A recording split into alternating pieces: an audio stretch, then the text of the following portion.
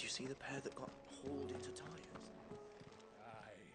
Still alive, are ya? If you're gonna buy some, be quick about it.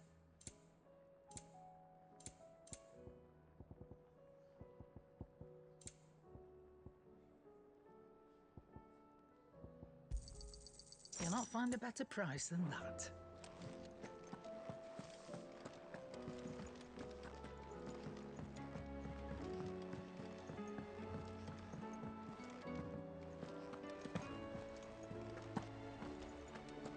Did you see that? Tell me you saw that. What do you make of them skies then? The moment as well. How are you doing? Quick look.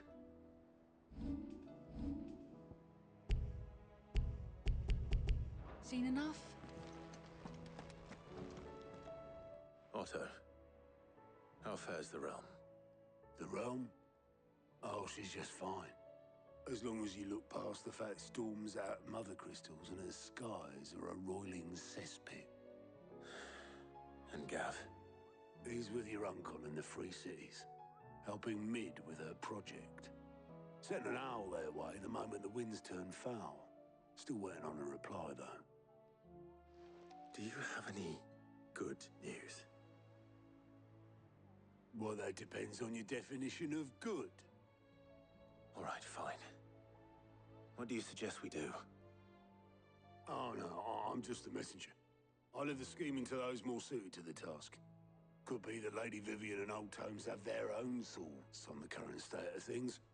Could be that they don't. It certainly can't hurt to ask. I suppose not.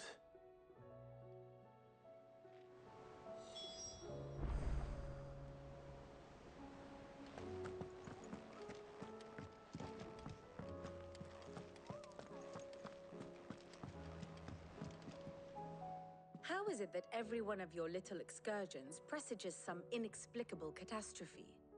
Not that you are to blame for the Dominion's fate. No one could have predicted the actions of the Crown Prince. I'm sorry I couldn't save your home. My countrymen are stronger than you think. A few toppled clock towers won't break their spirits. They'll be back on their feet in no time. I hope so. Look at us. Bluer than a pair of bog crabs. Tempting though it may be, sulking will not help us find a solution to this mess. You believe there's one to be found? I don't know. But I am certain we're more likely to find it if we first examine the facts.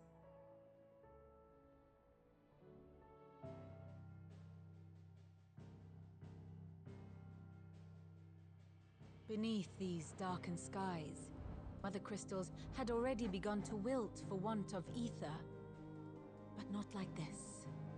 Crystals that filled wells and fueled furnaces, now nothing but pretty shards of rock. And those that hang from the peoples to keep the dark at bay. It is only a matter of time before the common folk convince themselves that the end of days is upon us. Yet I fear a swift end is more than we can hope for. While most of the world thirsts for ether, the remainder drowns in it, spawning Akashic in droves. And amidst the hordes of mindless beasts, with magics as like to fail as function, even the strongest nation would falter. Rosaria and the Iron Kingdom teeter on the brink of collapse, while the tragedy in Twinside has all but paralyzed the Holy Empire. Dhalmekia fares little better. Rumor has it the ministers fled the capital after the fall of Drake's Fang, leaving their beloved republic to crumble. Waloed, meanwhile, moves in earnest. The Einherjar has been sighted off Storm. The world, in short, is in chaos. It would seem our civilization was nothing but a castle of sand, to be washed away at the whim of the waves.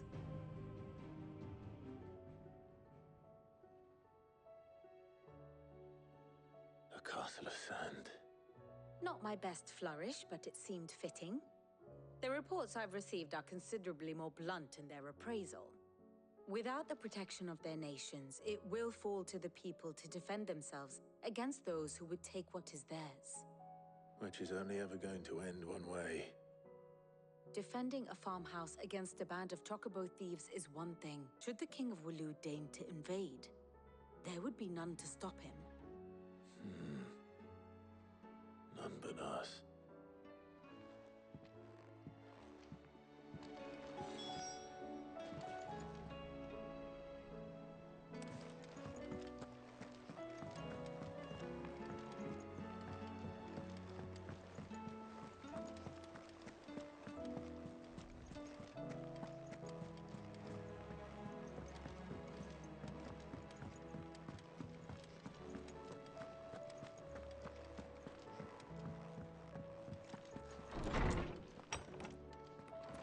Is a storm coming, Sid? Will there be thunder? Let me guess. You're here about the skies. Is there anything you don't know, Lawsman? It doesn't take a court astrologer to augur the obvious. As for what has disturbed the heavens, that, I believe, is a question the Fallen might be better placed to answer than I. And on the 6th day did the gods tear the sun from the firmament, visiting darkness upon their prideful sons and daughters. But I dare say you remember your childhood lessons on the sins of Zemeckis only too well. You think they're connected? That Ultima was one of the gods responsible? Well, he has certainly exhibited powers that we mortals would associate with the divine. There is nothing divine about him. But he wouldn't be the first god of whom that could be said, now would he? Yet for all the fairy tales that tell of the sins, there is almost nothing in the way of actual historical accounts. Had I the Journal of Moss the Chronicler, I may have been able to tell you more, but alas, I fear all remaining copies have been lost to time. You will forgive me, I hope? Certainly not. Because there is nothing to forgive. Even without this journal, you've provided us ample wisdom. And we will always be grateful for it. Perhaps Otto will be more inclined to share his thoughts when he hears what the others had to say.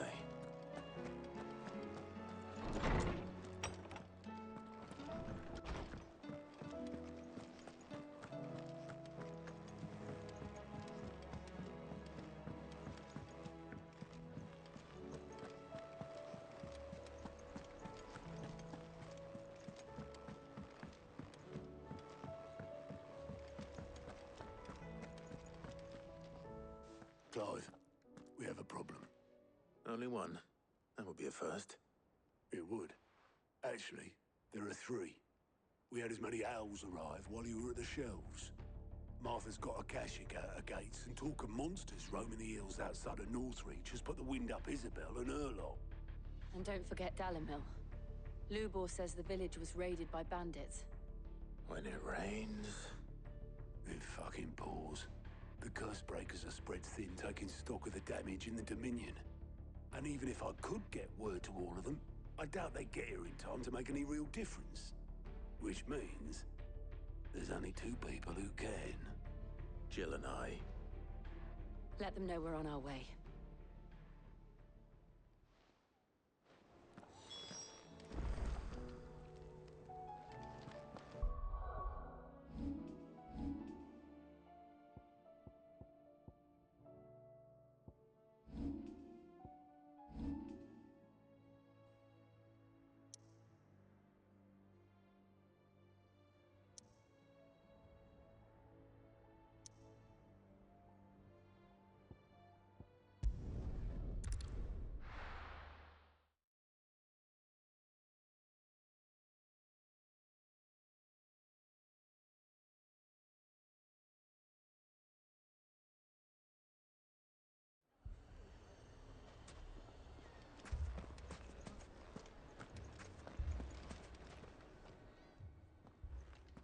Sid, your new companion appears much more formidable than your uncle.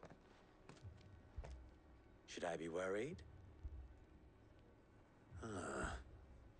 You haven't been introduced. Jill, Clive has told me much about you. All lies, I'm sure.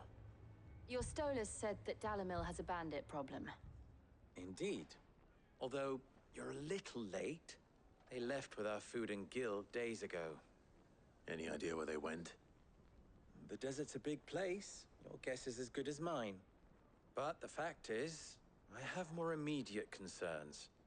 What did you say to me? What? Say we've yet to reach a consensus about how to solve Dalamil's little problem. And at this rate, it won't be the actions of the bandits which prove to be our undoing. It will be our own. I've tried reasoning with the dissenting parties, but even the Desert Hare has limits. Perhaps we could talk to them. What makes you think they'll listen to us? What makes you think they won't? She makes a fair point, Sid. And you won't have wasted much of your precious time if you fail. They're just across the courtyard.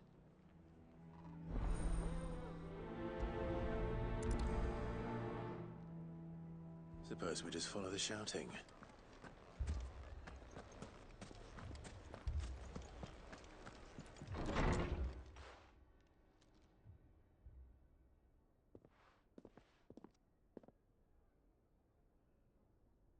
You wouldn't talk like that if it had been your men whose throats were slit. Blood for blood, it's the only way. We hire mercenaries and have them mount the bandits' heads on our walls as a lesson to the rest. And what happens when those mercenaries are slaughtered like your men? Are you going to hire more? We're better off using that coin to buy food and supplies. If we hire mercenaries, the only thing we're buying is the bandits' ire. And you cannot fill empty bellies with that. Do you hear me? But what happens when they come back? Maybe it'll be your throat that's slit. That's enough. Both of you. Any more of this and I'll throw you out myself. Come back when you're ready to talk like adults.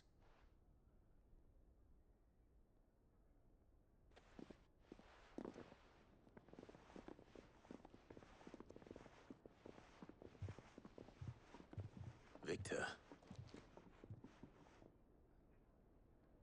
What's he doing here? Sid. And Lady Jill. What brings you here? I was about to ask you the same thing. Costness is in chaos, and the markets have all but ceased to operate. The Briar's Kiss here in Dalamil is the only place I can reliably obtain supplies. I was here to do just that when Master Lubor told me of his troubles. He thought I might be able to talk some sense into these fools. But if you're here, I suppose his patience must be waning. Who are those people? Those were the thorns in Lubor's side. And the reason this place might be headed the same way as Costness. It's these accursed skies.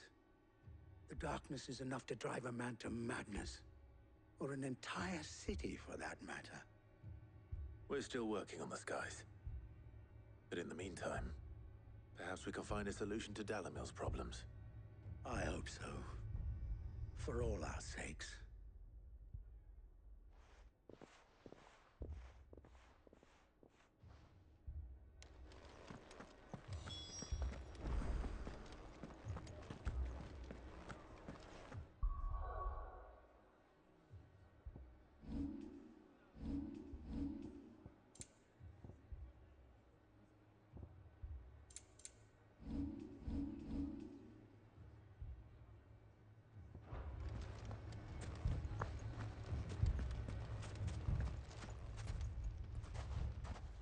So, you see my predicament? What I saw was a room full of people who were angry and afraid. And with good reason by the sound of it. But if left to smolder, that anger and fear could set the entire town alight. My thoughts exactly. What to do? Both sides wish to protect their homes and livelihoods, if only they could agree on how. But as long as they are divided, we are vulnerable. And if there's one thing bandits like, it's an easy target. What would Sid the Outlaw suggest? Well, if it were my namesake, he'd let them choose for themselves and be on hand to pick up the pieces when it all went wrong. That sounds like a recipe for disaster. A recipe for disaster is precisely what it is. But perhaps that realization would be enough to make them question the ingredients. While it's plain neither Conrad nor Natalie will countenance the other's proposal, it may still be possible to make them doubt their own before presenting them with a third option. And that would be? To pool our resources and save the city ourselves. Why fight each other when all that fear and anger can be directed at the bandits? It appears we have a plan of action. Victor, pay Conrad a visit. See if you can't convince him of his folly. I'll speak with Natalie. As you wish. Your faces are not well known in this town. That may prove useful. Don't worry, Victor and I will do most of the talking. You need only play along. Play along? What he means to say is yes.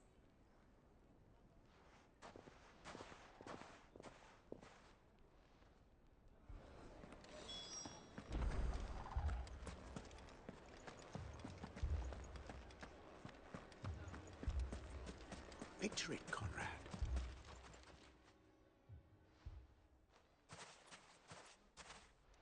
Ah, here she is. The Lady of the Spear herself.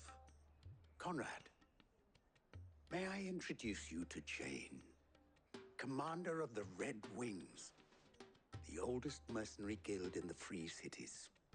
A pleasure, my lady. The pleasure is all mine. As I told you, I summoned the commander here from Canberra to inquire about a contract. Victor says you told him no. That there aren't any men left to hire. Is that true? True as the crystals cracked. Nobles came and claimed every last one worth his salt. And not just from us Red Wings. You know of the 7 high houses. There must be 2 swords assigned each one. Granted, we have a few boys left. If it's boys you're looking for. Well, Conrad, are you saying that Dalamil's finest cannot defend this town better than a gaggle of unblooded striplings? That a band of beardless youths could better avenge the deaths of your brave men than you yourselves? Absolutely not. We'll show those bastards who they're dealing with.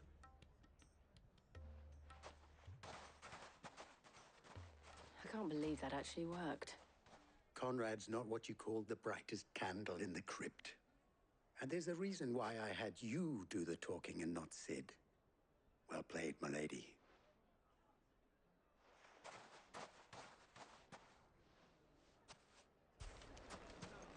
Then let us band together and show these brutes that Dalamil is not to be trifled with.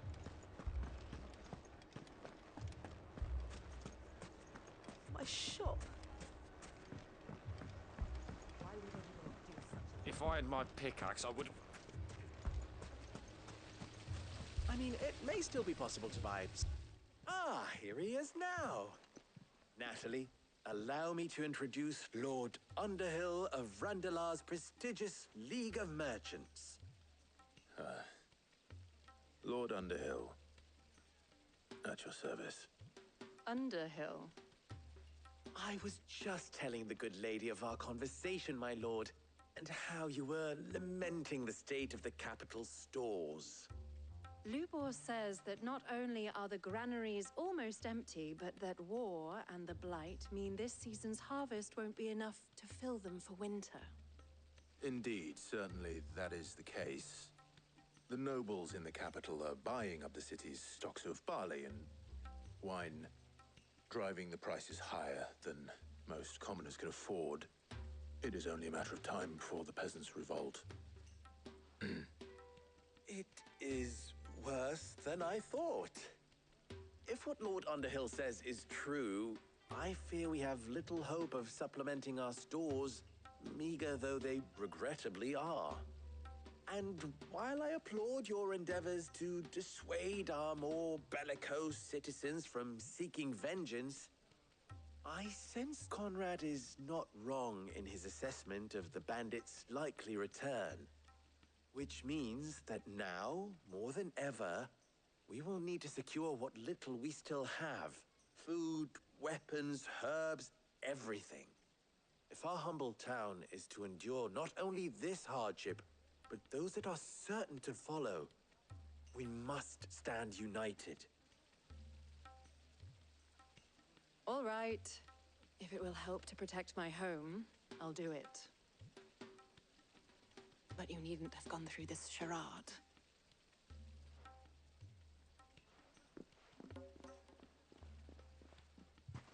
Thank you, Clive. Your performance was nothing if not workmanlike. She saw right through it.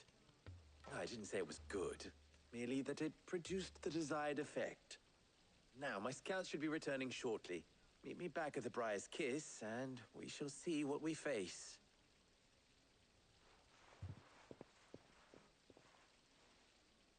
I'm not convinced our roles in this ruse were entirely necessary. I don't know. Conrad seemed quite taken with you.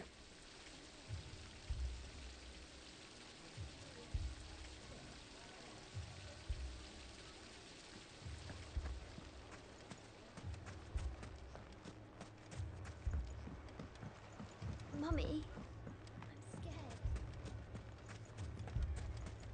Oh, I'm ruined. Good news, Sid. Both Conrad and Natalie have somewhat gracefully accepted their new roles. With time, they may even learn to. Time no longer appears to be the luxury it was before lunch. I take it your scouts found the bandits.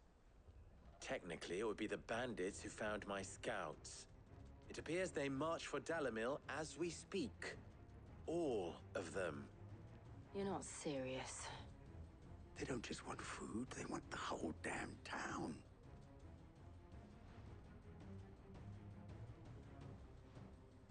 I have a favor to ask. I'm told the bandits march in two groups, one from the south and one from the desert, in a move doubtless intended to stretch our already gossamer-thin defenses. Very well. Jill and I will meet those from the desert. But what of the rest? The rest, my friend, the city shall fight. Together. The stakes, I concede, are high. But if this does not unite Dalimil, nothing will. That is a lot of faith to put into those who had their hands around each other's throats but a moment ago. Then it will be for us to see that their hands are kept occupied. And I do mean us. I thought you might say that. We'll hold them off for as long as we can. And we will do the same.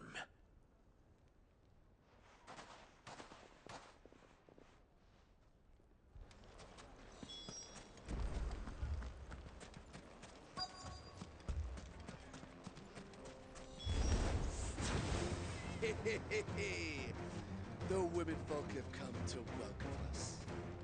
I'll take that one. He's all yours.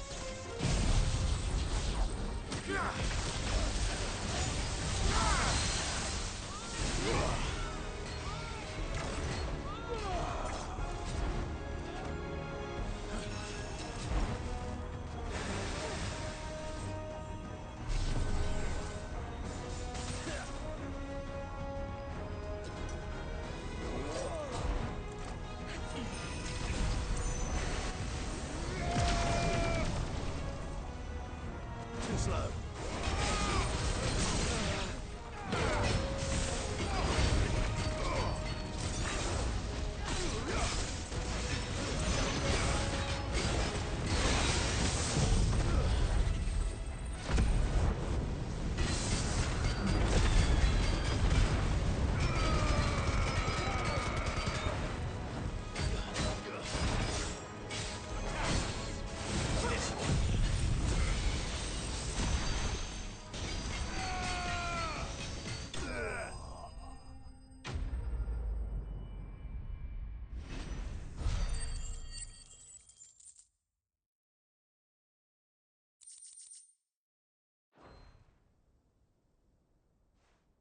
The townspeople.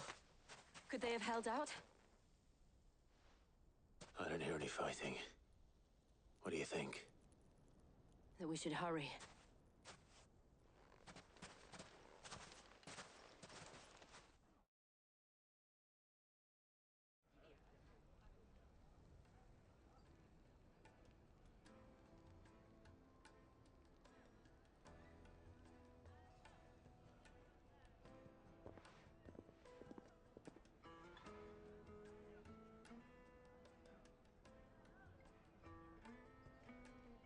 Natalie, I owe you an apology. You did well out there. The inn would have been lost had you not held the line. Without you, there would have been no line to hold. You saved us, Conrad. You saved Dalimil. We all saved Dalimil.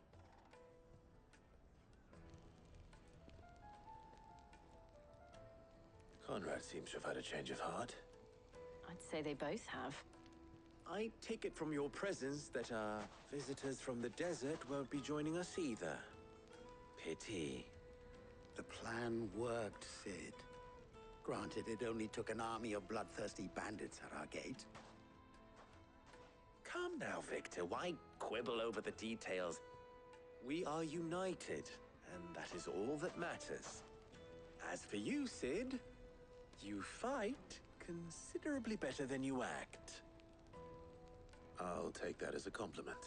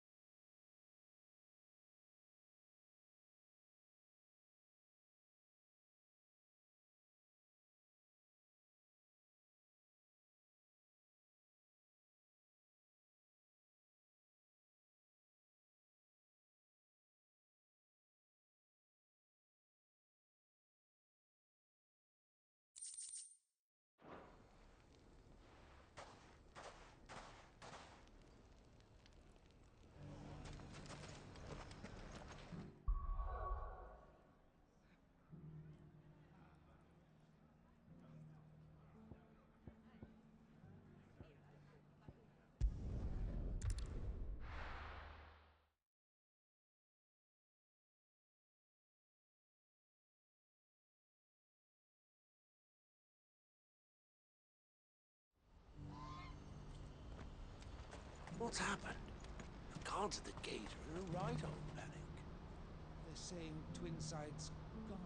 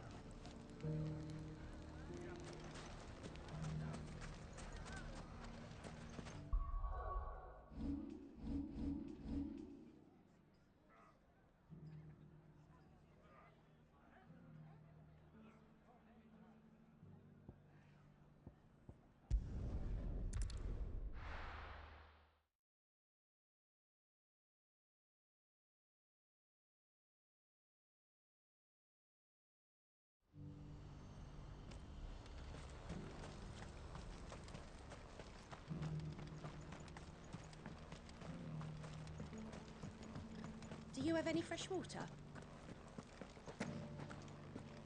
Now I just need to see about getting the work. I want to know right away. Bad news. Good, actually. Something worth celebrating for a change. Only trouble is, the serving girl's still new to the job, so I can't leave her while I go and invite those I'd like to celebrate with. What exactly are you celebrating, if you don't mind me asking? I've come by a particularly fine bottle of red. A Gotan 66, no less. Gotan Rouge is the only good thing to have ever come out of the Empire. And most wouldn't part with a 66 if you held a knife to their throats. So I've heard. Oh, so you know of it then? Clearly you're a gentleman of taste. A gentleman who might sympathize with my predicament, perhaps? Would you pass the good news to a few friends of mine? I'll give you a little something for your time, of course. Sounds simple enough. So you'll do it? Marvelous. Thank you. You won't need to go far. All three of them should be right here in the market. There's Aldrich, the porter, Milan, the butcher, and Bolek, a guard over at the north gate. Three of the finest fellows in Boklad, if you ask me. Tell them to come to the tavern when they finish for the day. Stop by again when you let them know, and I'll give you your little something. I'll be right back.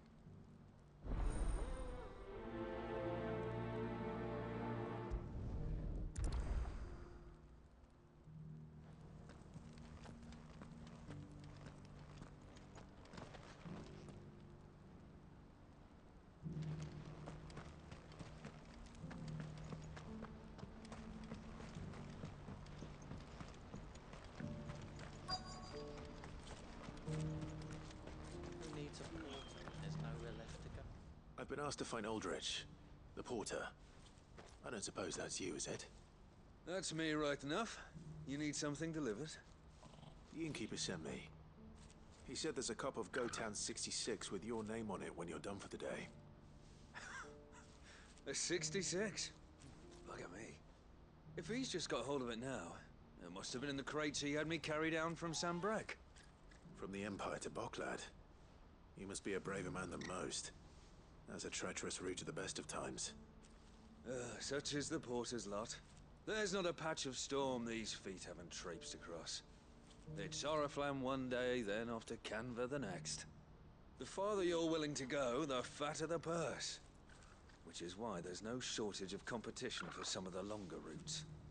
I'd say I've done enough for today to earn myself a cup of something tasty. Thanks for letting me know.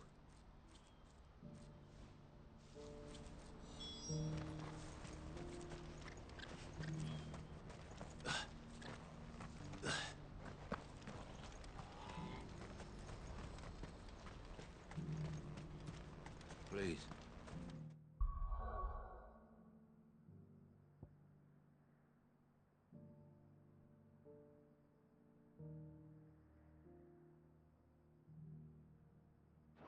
Piece of fruit.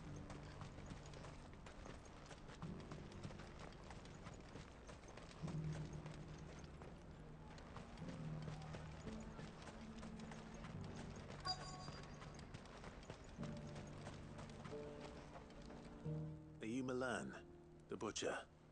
That's me. What can I do for you? The innkeeper's just had a special delivery. He thought you might like to join him for a cup of wine after you pack up for the day. He knows me only too well. And I've got a ham here that will go handsomely with a nice drop. Wine and ham to spare.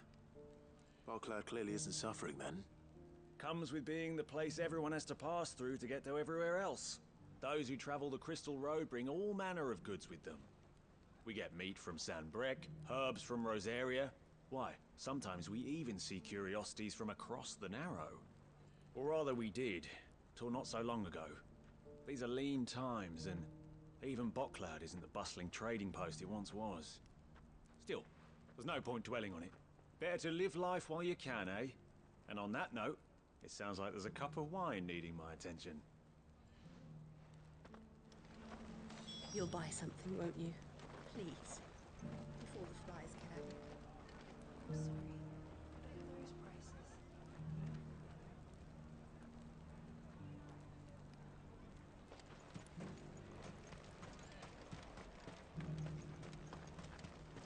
You've raised the price?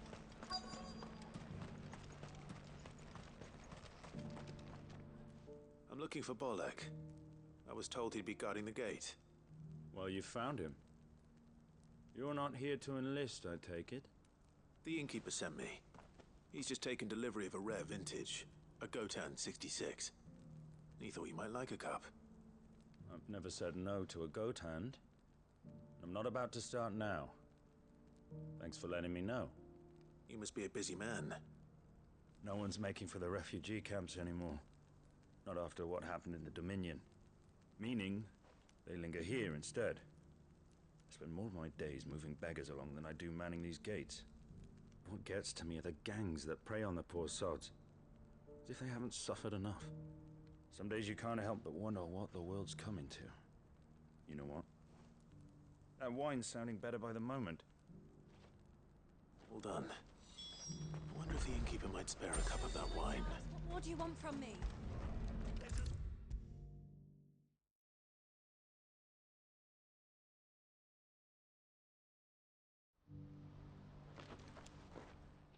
I spoke to your friends. They'll be along soon. That's fantastic news. Thank you kindly. It's been a while since we all sat down together. And the way I see it, that wine is as much theirs as my own. How so? Well, I wouldn't be serving anything but slops without Aldrich to go and fetch the good stuff for me. And then there's Milan, who always sends customers my way. And Bolek, an even-handed keeper of the peace, if ever there was one. Those three are the backbone of Boklad. Lose any one of them, and the market would soon fall apart. And without the market, I wouldn't have a single customer. I'd say that's worth a bottle of 66, wouldn't you? And more besides. Everyone needs a shoulder to lean on. Be they world-weary innkeepers or brooding swordsmen. Right. I'd better prepare for my guest's arrival. I hear you had me carrying a bottle of Gotan 66. If I'd have known, I would have sold the thing and lived like a lord. I'll settle for a cup, though, if you're in a sharing mood. A Gotan 66. Just as well I had something special of my own set aside. A bottle between the four of us might not be enough to drown our sorrows, but it can't hurt. Here they are, the three pillars of Boklad. Sit yourselves down, gentlemen. The woes of the world may be monstrous in many, but there's nothing like a few good friends to keep the misery at bay. Never a truer word spoken.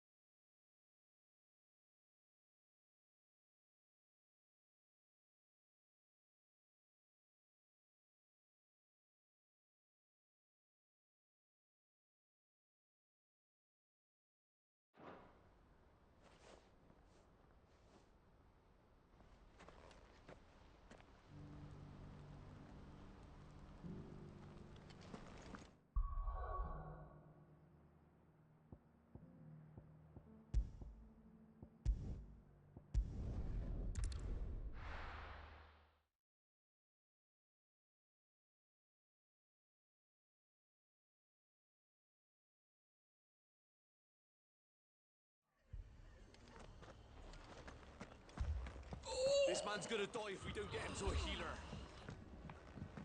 But all our beds are taken. Martha, it's good to see you. And you, Clive. Jill? Otto said you'd been attacked by a Kashik. What exactly happened here? Those skies are what happened. Not long after they fell dark, we had our first visit. There were hundreds of them. Tried to storm the hill. Only a handful made it up here, but that was more than enough. The rest are still down there now. And while we have a few willing fighters holding them back, they're sorely outnumbered. What do you think, Clive? That we join the fight. I thought you'd never offer. Now, where I need you is the Fallen Gate. That's where the fighting is fiercest. Let the men know you come to help. Something tells me they'll be pleased to see you. We're on our way.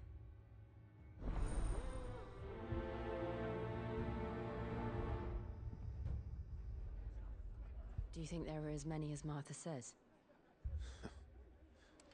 More.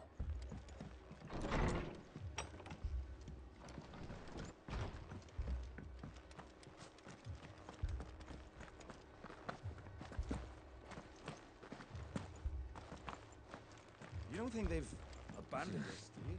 Not here. They're not. Not a chance.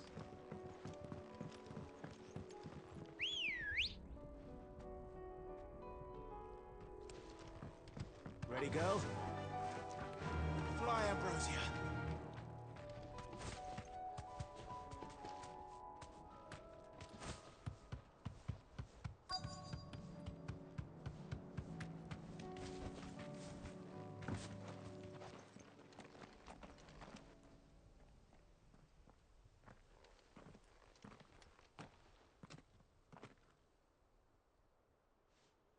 Clive, wounded.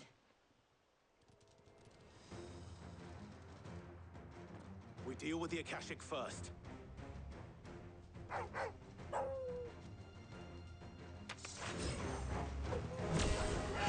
Get him!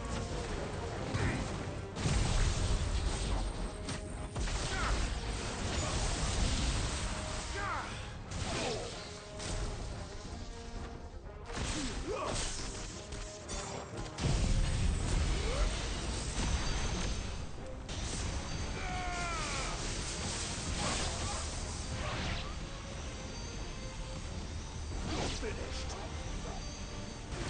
All yours, Torgal. Go, Torgal. Torgal, kill. All yours, Torgal. Now, Torgal.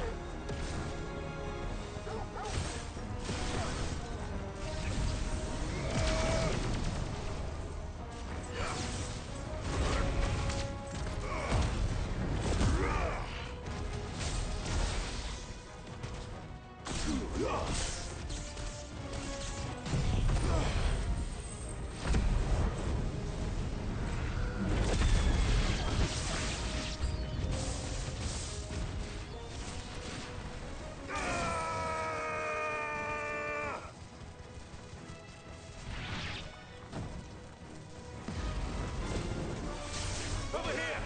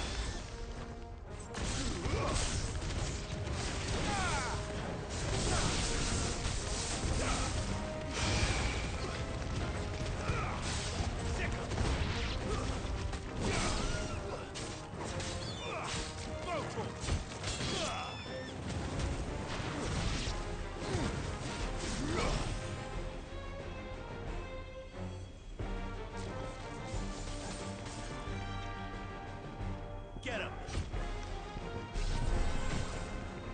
Torgal, kill! Now, Torgal!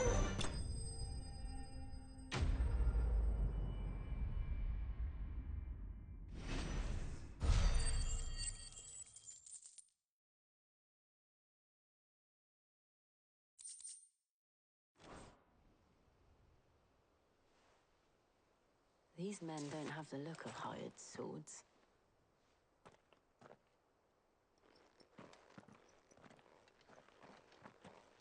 if you've come to rob this place. You are mistaken, my Lord Rosfield. We're here by Madame Martha's leave. How do you know my name? Forgive me, my lord. There wasn't time for introductions. We're with the Guardians of the Flame. Wade's men? But how did you come to be here? Where is your commander? Sir Wade left earlier with a scouting party to find out where the Akashic were coming from. Did he? Take your wounded back to the inn. Martha will see you're looked after. We'll join you anon.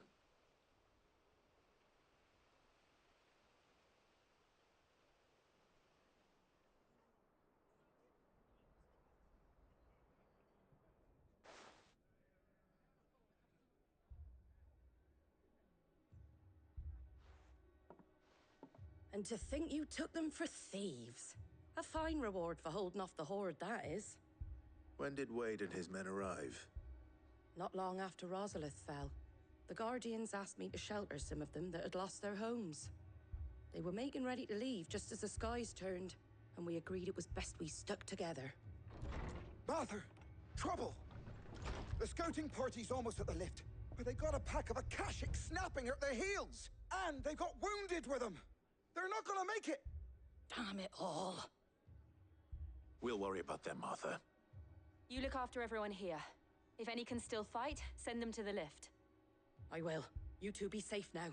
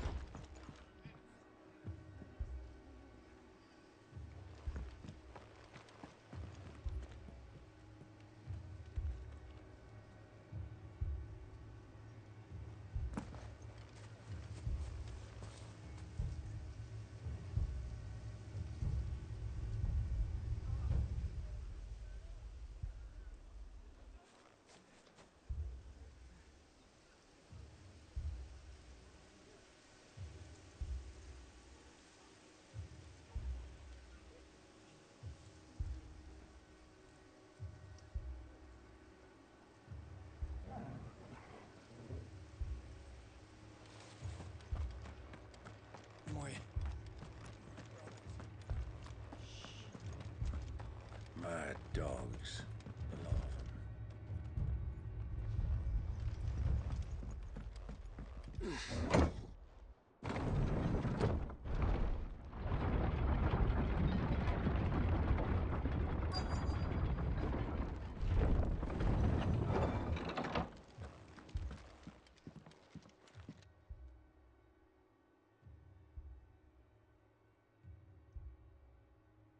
Squire, I need you to get those who can still walk up the lift to Martha's. But what about... I didn't ask, Oscar. Sir. Sir Wade.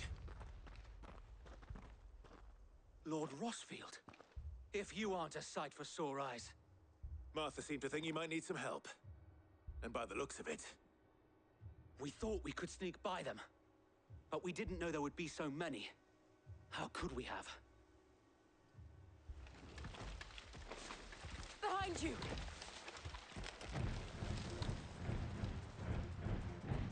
Damn it! We need to get the injured to safety. Do you think we can hold them off? We can certainly try. you with us, Sir Wade? Always. Then let's do our duty.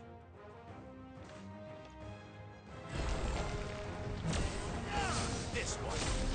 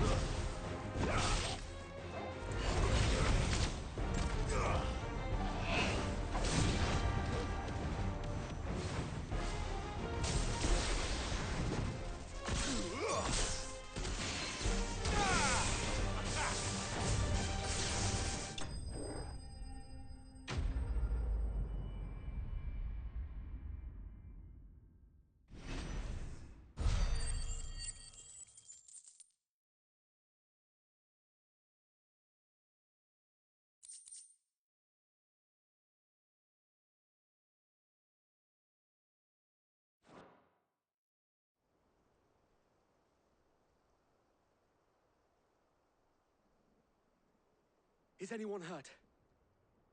I don't think so. And yet again, you've pulled me from the flames. It's just a pity I keep walking into them. You've never been one to shy away from danger, Sir Wade. Like any shield worthy of the name.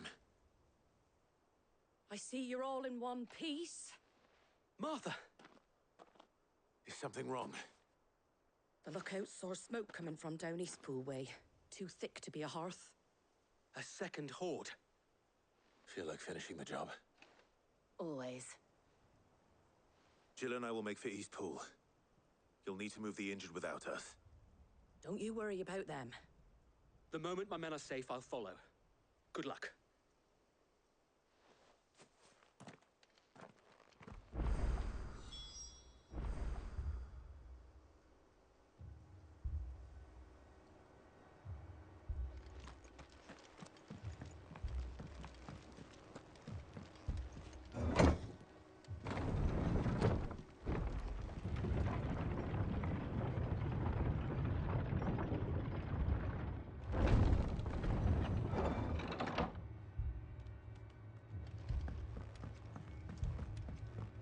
Mad dogs.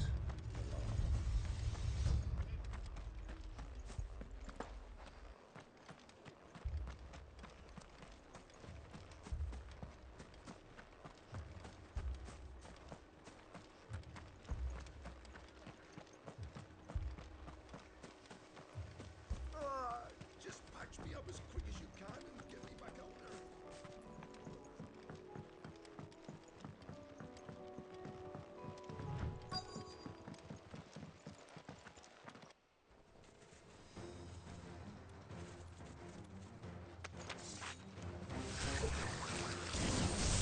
They're headed for the rest.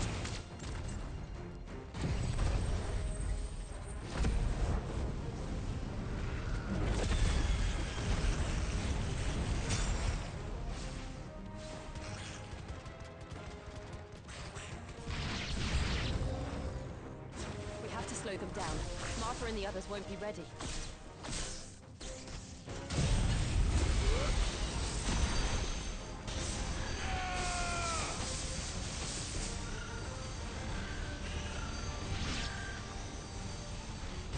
All yours, Torgal. Sickle.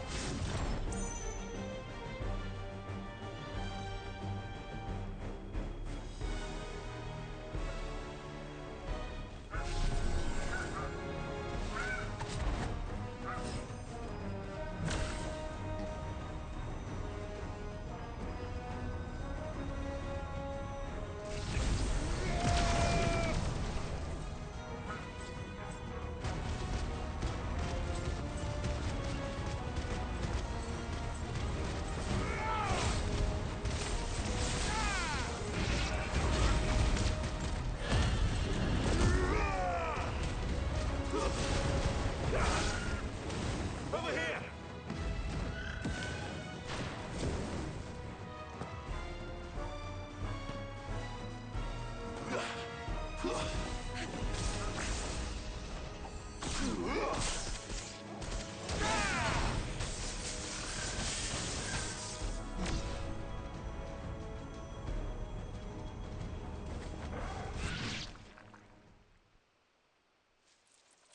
Something's coming. Apologies, my lord. Did I miss anything? Only the first round, Sir Wade. Shall we?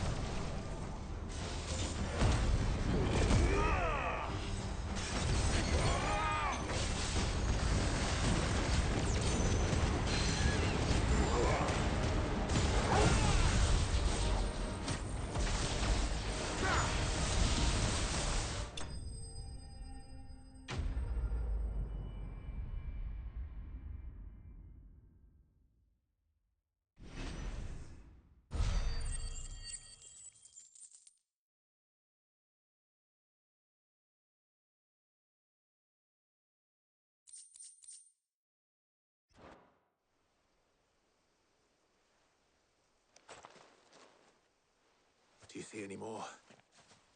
No. I think that was the last of them. But it won't be long before the next lot arrive. Then we make for Martha's while we can.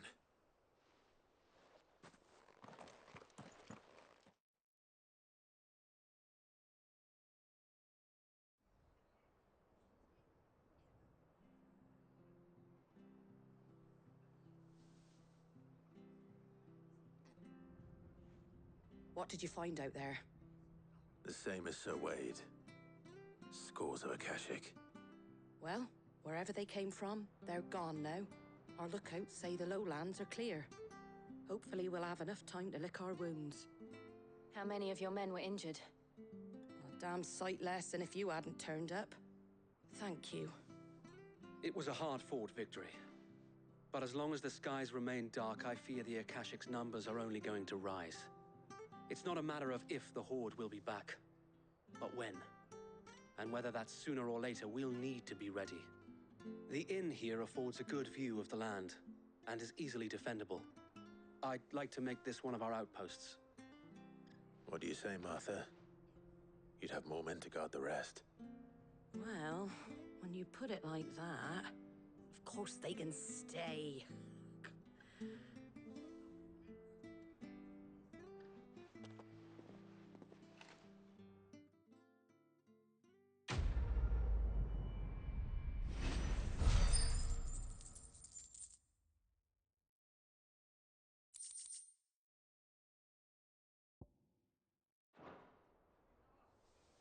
My lord, there's someone I'd like you to meet.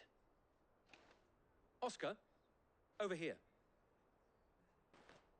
It is an honor to make your acquaintance, Lord Rosfield. I am Oscar. Oscar of House Murdoch. Murdoch? I wasn't aware the Lord Commander had children. Oh, he didn't. But his brother, my father, did. I am Sir Rodney's nephew. Well, go on, then. It's not for me to ask him. Yes, Sir Wade.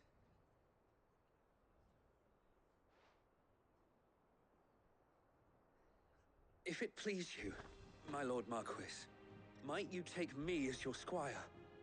I would learn the duties of a shield from the finest. I'm sorry to disappoint you, Oscar. But I am a shield no longer. Nor was I ever the finest. And spending time in the company of an outlaw hardly seems a fitting education for one aspiring to take his oaths. My Aunt Hannah once told me that a man is not defined by his title, but what he does in its name. You have accomplished much since taking on the mantle of Cid, winning no little honor in so doing. And I would sooner serve under an honorable outlaw than an unworthy shield. Not that Sir Wade and the other Guardians are... I mean to say that, they're... It's all right. We know what you mean. There is only so much the boy can learn from me, my lord. But a squire... Would that really be so bad? You were a squire once. And I'm certain Sir Rodney would approve.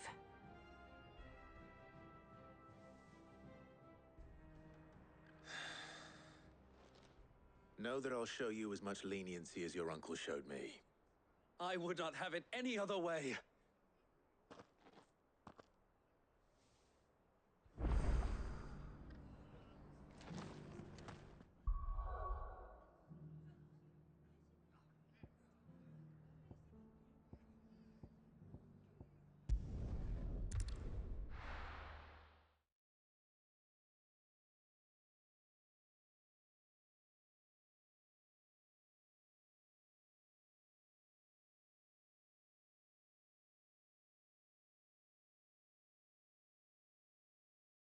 First we find Isabel. Heard a bloke saying he saw ghosts on the far side of the wall. Ghosts? Then a wall won't stop them. Then we're next.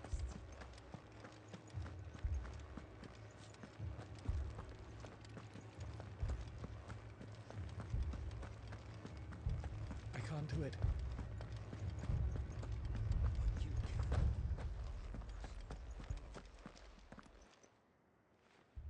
lord. Milady. We received the dame's message. There have been sightings of strange creatures, I understand. With the blue eyes. Yes. Like a Kashik, but different. They've taken so many. I've lost count. Akashic, but different. Ultimus thralls. And what of your mistress? Is she here? Oh, no. She went to the garrison to ask what they were planning on doing about all this. Then we'll look for her there.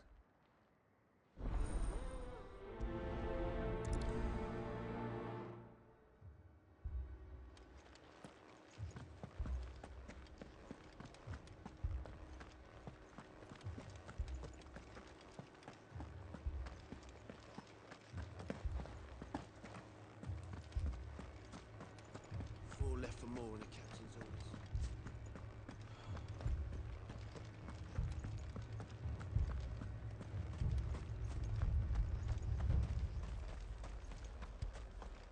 Madame, please! Half the garrison's been slaughtered by those things. We lost the captain this very morning. We've tried requesting reinforcements, but there's been no word from the capital or the Dominion in days! What more would you have us do? I would have you do your duty. Those at the Vale look to me for protection. And protect them I shall, because they are my charges and that is my duty. In case you have forgotten, the people of this town are your charges. But more than that, they are your people. Your sisters, your brothers, your lovers. So you have a choice. Lay down your sword and watch as they are slaughtered, or take it up and do what is right. She speaks the truth, you know. This here, it's all we have. It's all that's left. What we have left is our lives! Do you really want us to lose them as well? Not if we don't have to. Look, there's a cask under the captain's bunk. Let's talk about this over a drink, eh? I'm listening. I'll have a word with them.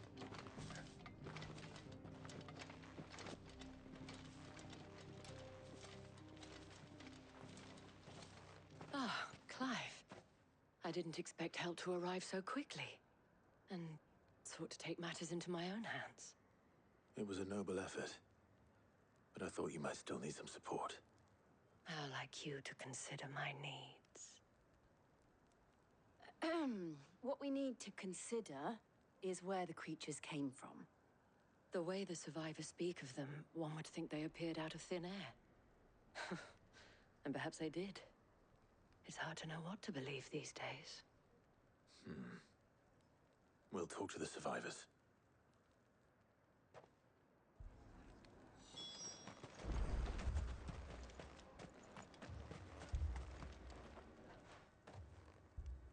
You're a pikeman, yes?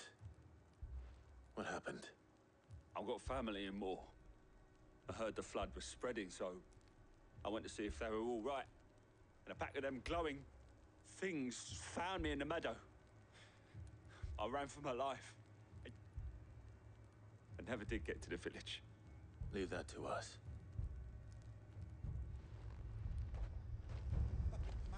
Don't leave me, Pa. I'm sorry, darling. Did you see the creatures that attacked you? Creatures? Yeah, they came out of nowhere. They went for Joseph first, then me, and then they were just gone. Do you remember where you were? On the road from Oriflamme. We just passed Moor when... Where's my Joseph? It's all right. Just rest now. At least we have an idea of where the thralls might be now. We should head for more.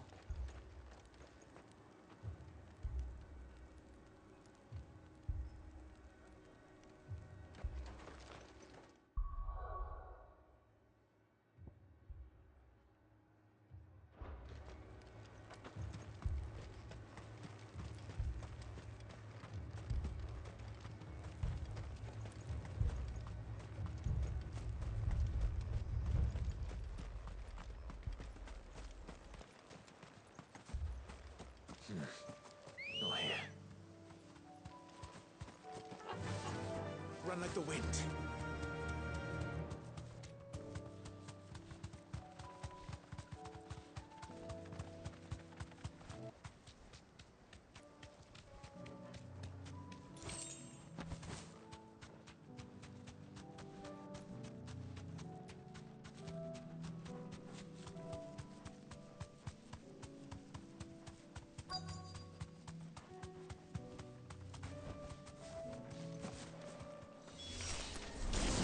Clive, look. I see them. With me!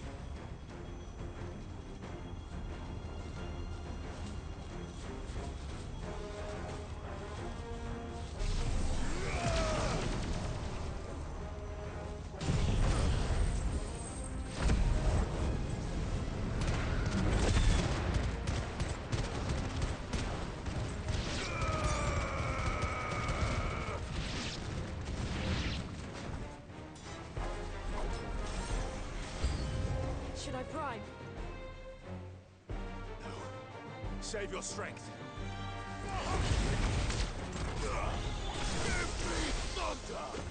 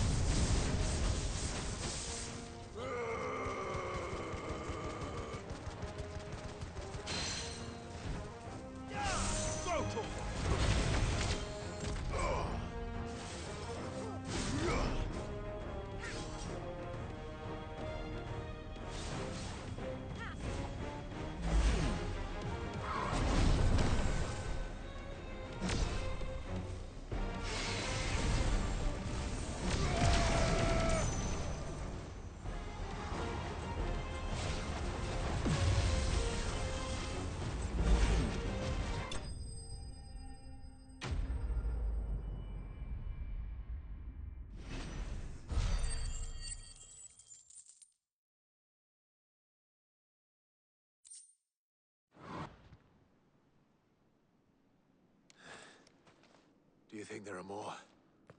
There are always more. But I'd say we've done what we can for the time being. Then we should let Isabel know.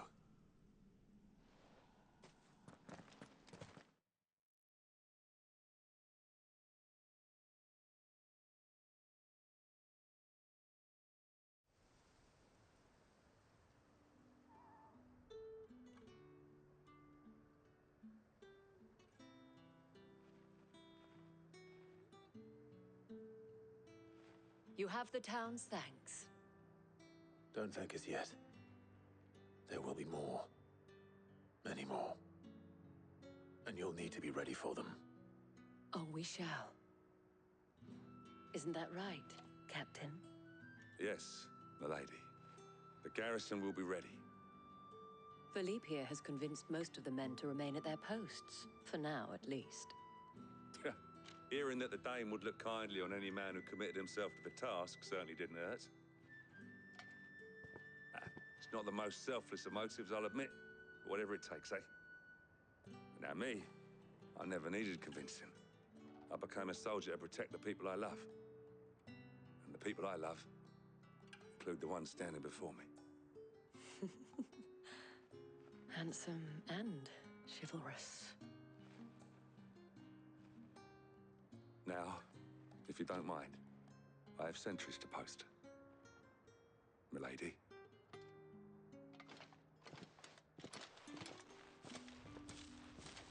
Lest you wonder, I'm not foolish enough to believe that this has solved all of my problems.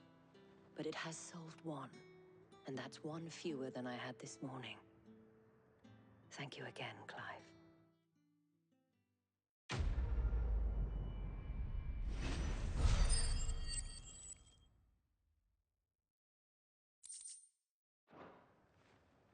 Our friends seem to have things under control.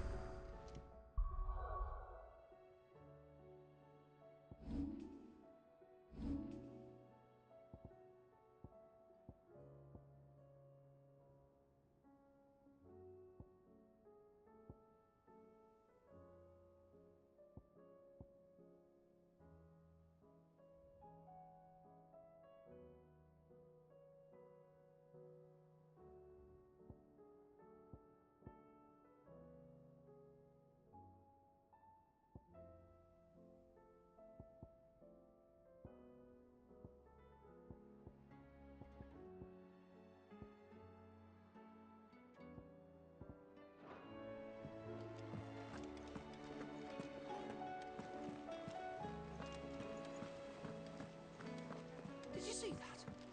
Tell me you saw that.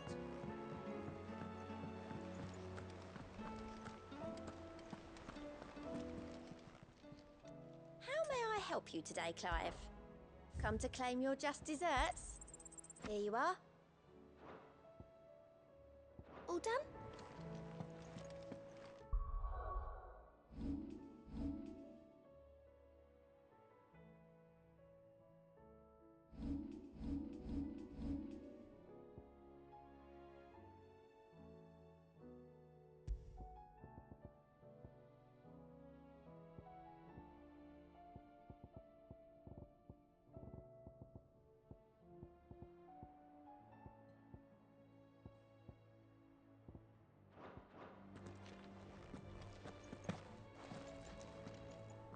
Was wondering when you turn up.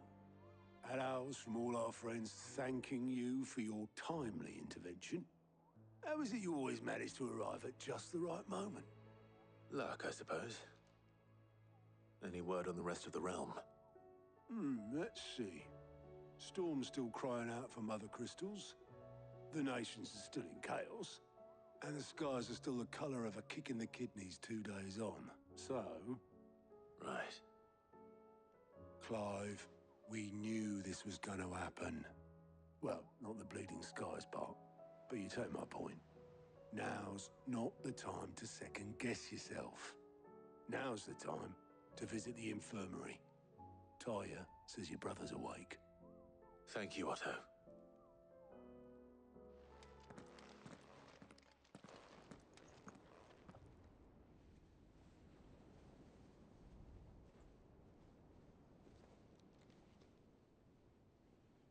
So it was not Sylvester, but Olivier who served as Ultima's puppet.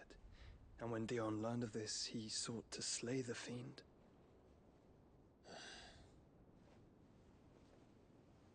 Only for his father to take the spear that would have freed him. Enough to drive a man to madness. Small wonder he hasn't stirred. I would be afraid to wake.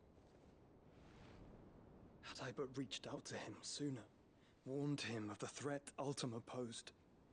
But now, both an empire and her prince lie broken. Joshua, what do you know of Ultima?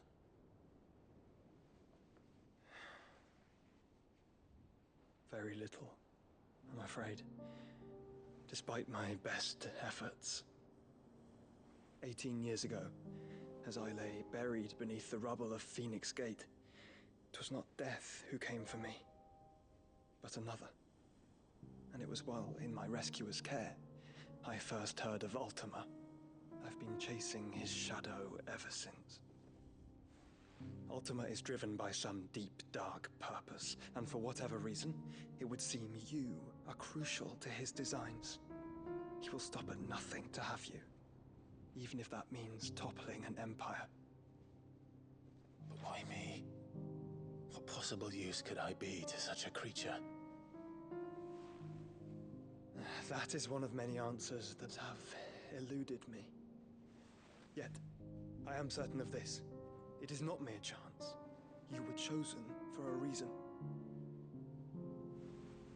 All dominants carry within them the might of an Eikon.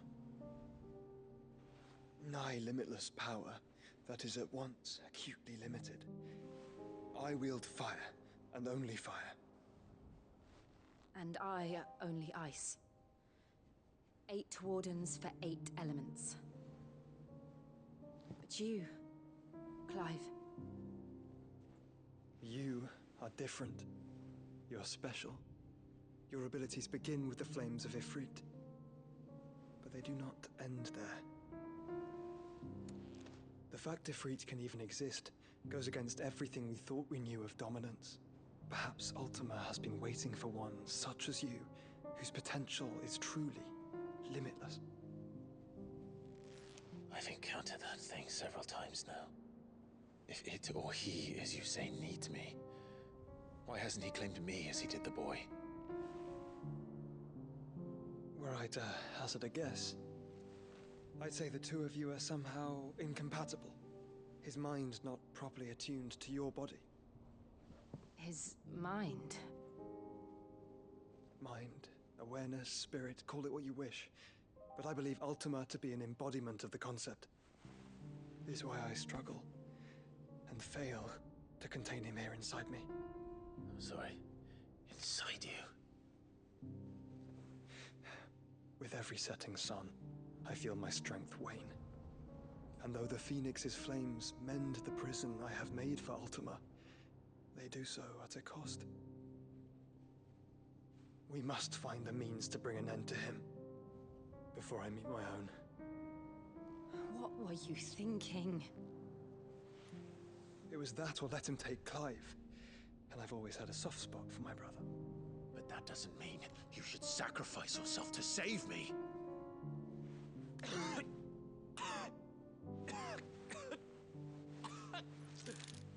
Joshua. Clive, it's Gav. There's an army of Akashic at the gates of Canver.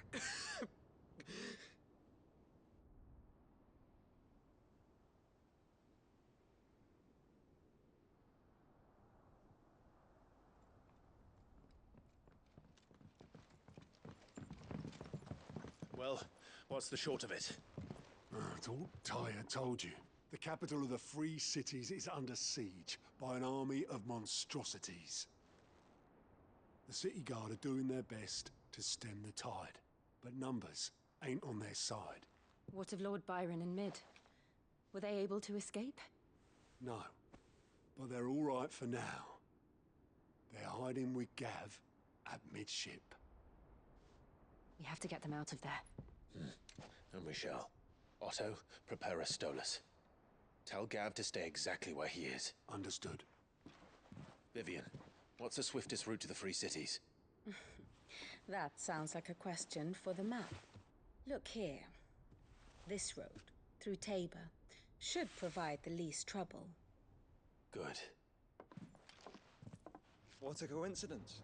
Tabor is exactly where I'm bound. Joshua, Bed is where you should be bound. You don't think I told him the exact same thing? Were Tyre not such a talented healer, I would surely have been inclined to agree. But, thanks to her ministrations, I feel I may safely rejoin my attendant, who was to wait for me in Tabor if we became separated. All right, we travel together. Clive! If he stays close to me, he'll be... I'll look after him.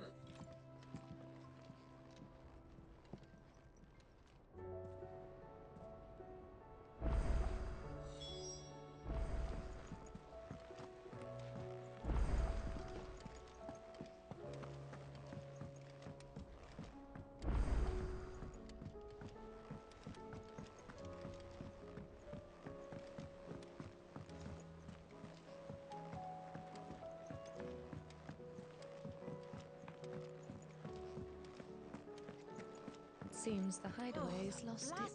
Here, you put me in this situation, Clive. You can bloody well get me out of it. I need a hand with a recipe. Are you sure it's me you're looking for? I'm not much of a cook. I'm all the cook will be needing, thank you very much. What I want from you is a little of your time, right? Oh, and perhaps your sword. You remember Ivan's stew, right? Well, despite the look of the thing, and that awful stench, people wolf it down. So I thought I'd try making one of these supposed masterpieces myself.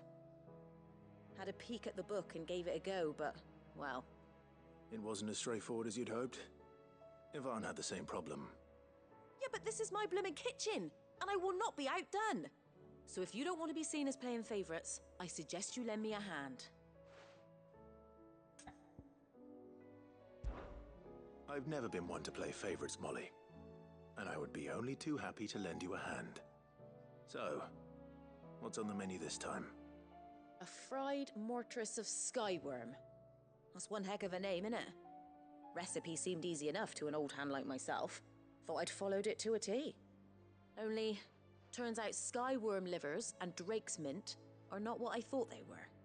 At least I hope they're not, given the rancid mess they made. Ivan said the recipes in the culinary pilgrimage date back centuries. Who's to say the ingredients even exist anymore? Wow. That's a question for a scholar, wouldn't you say? Perhaps you know of one? Kindly old fella who haunts the shelves, maybe? Fine. I'll go and speak to Harpocrates. Perhaps he'll know something. And if he does, I'll see if I can find your ingredients for you. You do that. Lest we forget, you've got a reputation to uphold.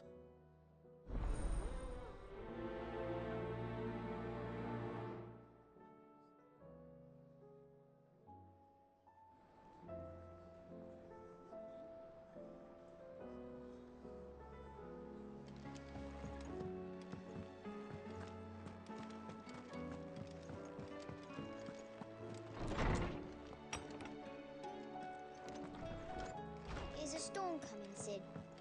Will there be... Sid, perhaps you can help me solve a mystery. I can certainly try. Who's gone missing this time? It's not who, but what. Mid's scales, the ones she made for her workshop. I borrowed them to teach the little ones about weight, and shortly after the lesson, well, they vanished. My first thought was that they'd taken them off somewhere to play, but when I asked, they swore they had nothing to do with their having disappeared. Which almost certainly means they had everything to do with it. Perhaps a visit from Sid will jog their memories. I think it just might. Thank you. I don't like to imagine that my pupils would lie to me. But if they have, I'll have no choice but to discipline them accordingly. They were in the atrium when I last saw them, as always.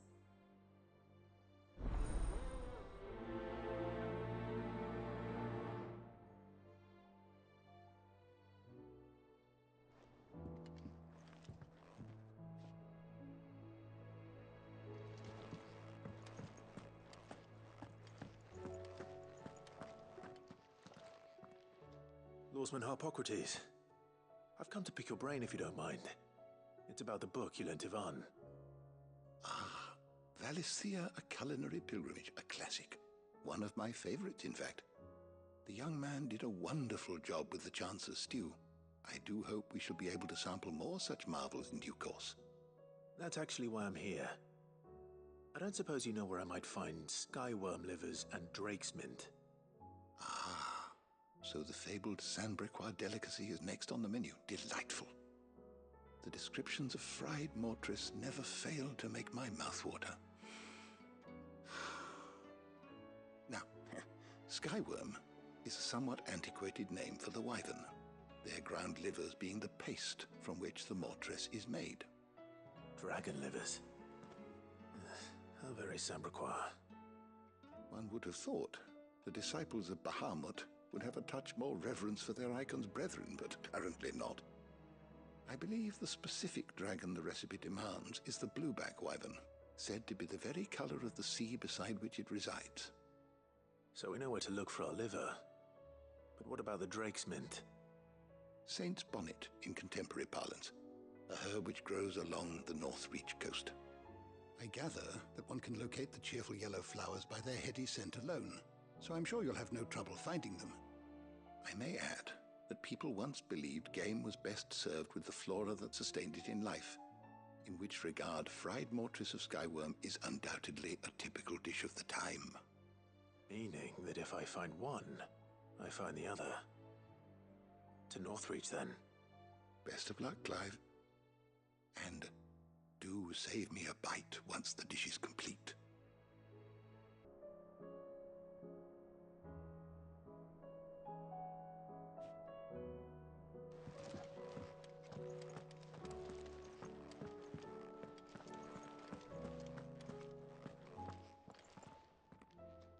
Knowledge hoarded is knowledge lost.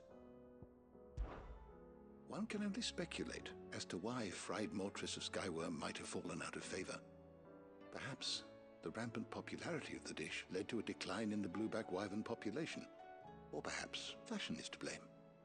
A sprig of cheerful yellow drake's mint pinned to the lapel was once quite the statement among Sanbreque's fashion-conscious nobility. Regardless, the only place you'll now find both herb and dragon is on the coast near Northreach.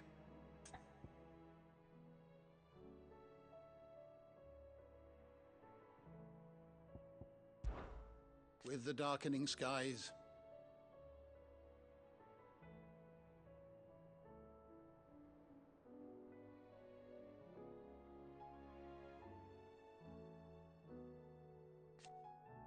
but be that as it may,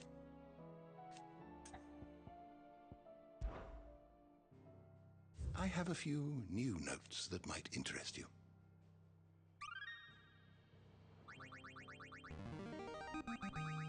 I have quite the find for you today.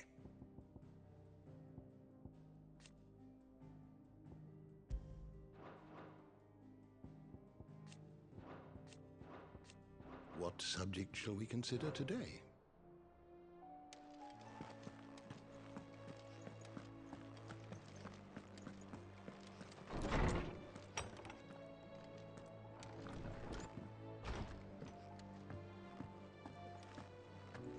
Seems the hideaway's lost its appetite.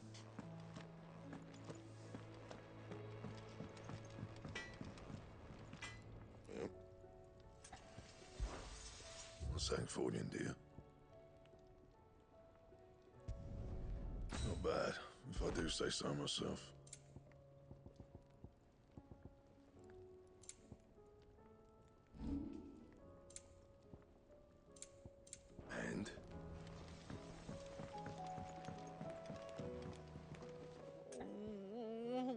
gonna do?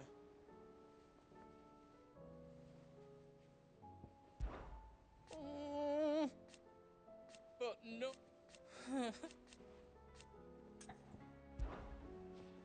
Is everything all right, Goots? You seem more discomposed than usual. Oh, I don't know what that means, but I'm in a bit of a muddle. Oh, I think Nan might be in trouble, and she's... It's all right. You can tell me.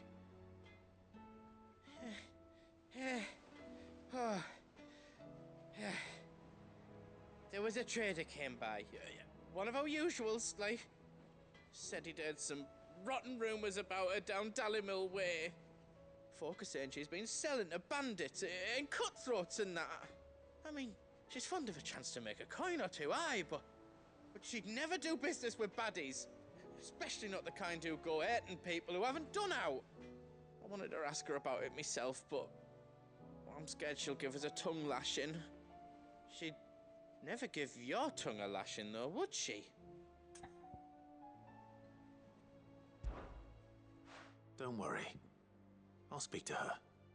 Oh, thanks, Clive. You'll let me know what she says, won't you? Of course. I'm sure it's all just a misunderstanding.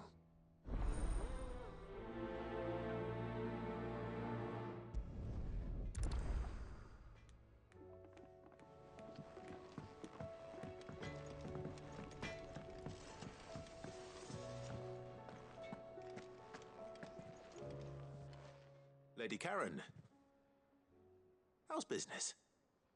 Not nearly as foul as the weather. You're doing good trade then? Both in and out of the hideaway? Can't complain. Wait, what exactly are you getting at? Not once in 5 long years do you pay my affairs half a care. But here you are today, raking me over the coals like a bloody popoto? Just asking. Out of interest. All right. I'm here because I was told that certain rumors have been circulating. About you selling weapons to brigands. Oh, are you? And who was it who knows me so well as to tell tales of my evil exploits? I didn't exactly hear firsthand. All I know is that someone in Dallimil has been spreading word to that effect. And what? You believe it? You think I'm profiting off the blood of innocents, do you? Look, I've done things I'm not proud of. Might be there were a time when I turned a blind eye to the wretchedness of the world so I could line my pocket. But that woman is no more. And you'd know that if you'd ever paid the slightest bit of notice. You're right, Lady Karen. I apologize. It was wrong of me to doubt you. Aye, it was. Now, I reckon you've got better things to do than pointing your do-gooding finger at a poor old woman. Of course. Good day.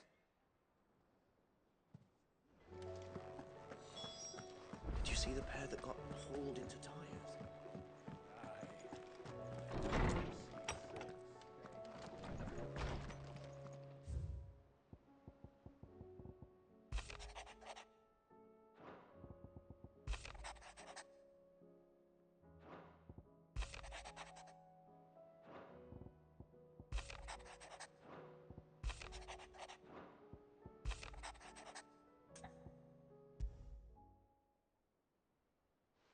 Rutherford. Wasn't that the name of my uncle's manservant? Where would he be at Martha's Rest?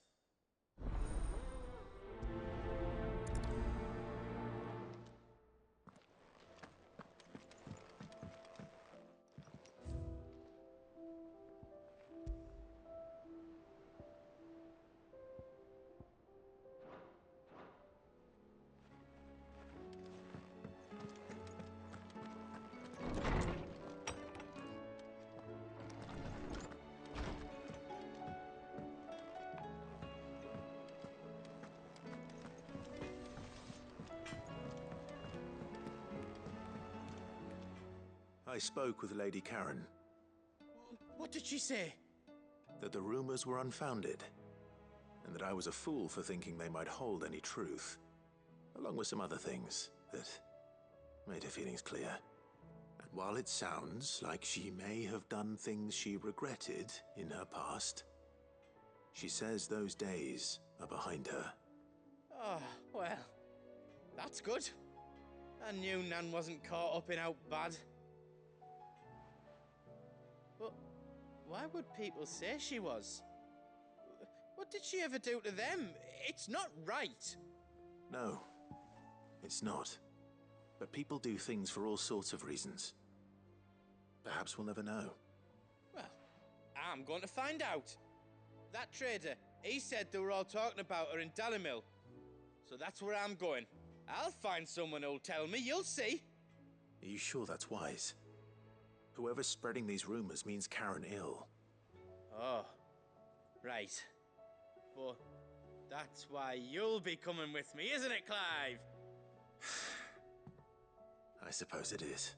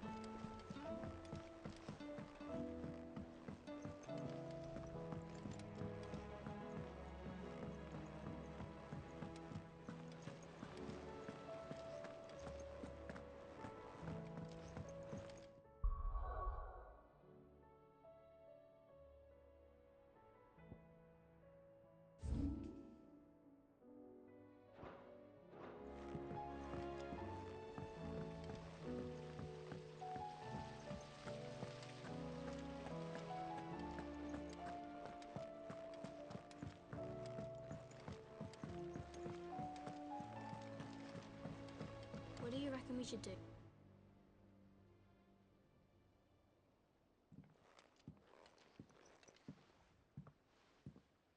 Sid!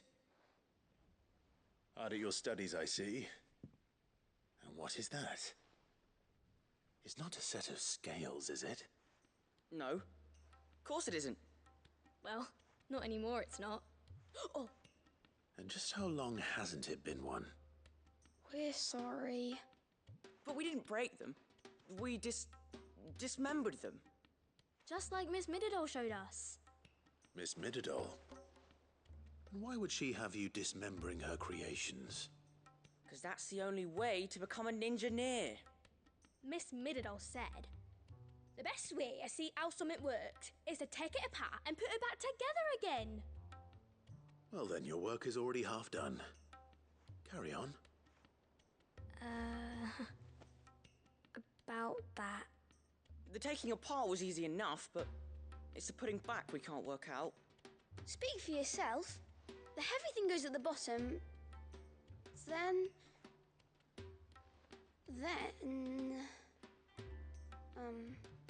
You three need to learn to take responsibility for your actions. So let's have a look at these parts with fresh eyes, shall we?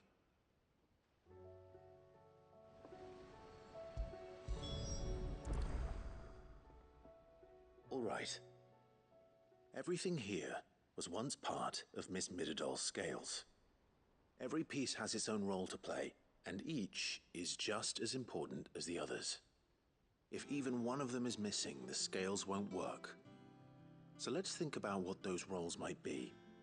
You already know one of the pieces, the body. Its role is to support everything else. But what of the others?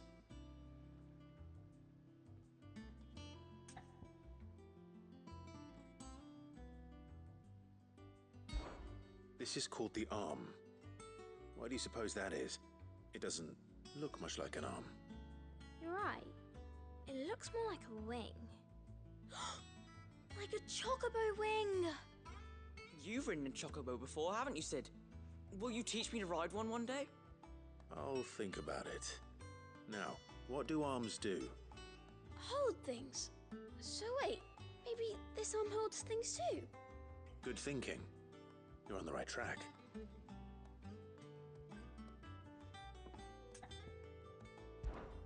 These round parts are called the pans.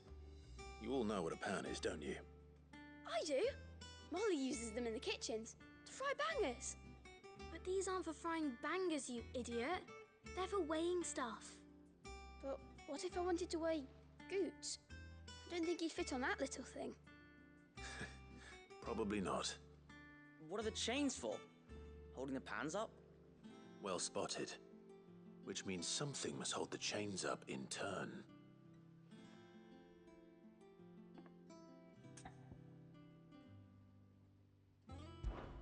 This tiny piece is what's called a cogwheel, or gear.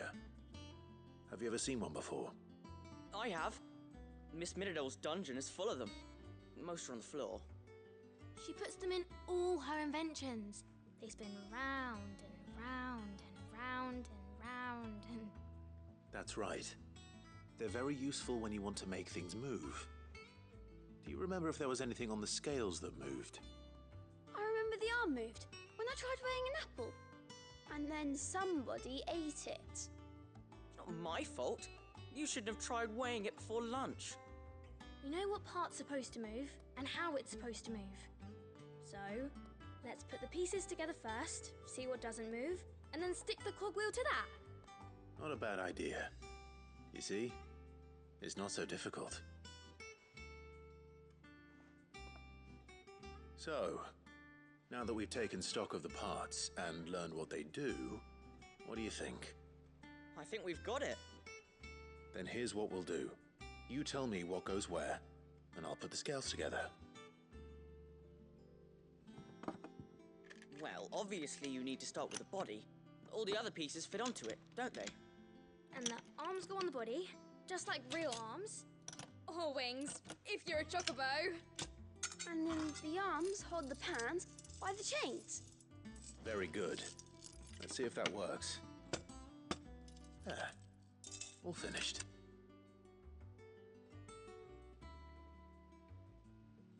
Yes! We did it! Well, with Sid's help. Oh, I just put the pieces together. It was you three engineers who showed me how. That's right. We're Miss Middledale's hairs. Her hairs? Yeah, hairs for the future. She's showing us her secrets now, so we can help out the hideaway when we're older. What do you think, Sid? Are we almost ready? With a little more help from Miss Middledale and Miss Shirley, I'd say it won't be long at all. You hear that? It won't be long. Until then, though, do try to be honest with Miss Shirley.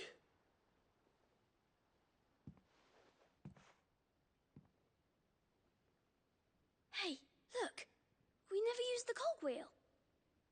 You don't think Sid forgot about it, do you?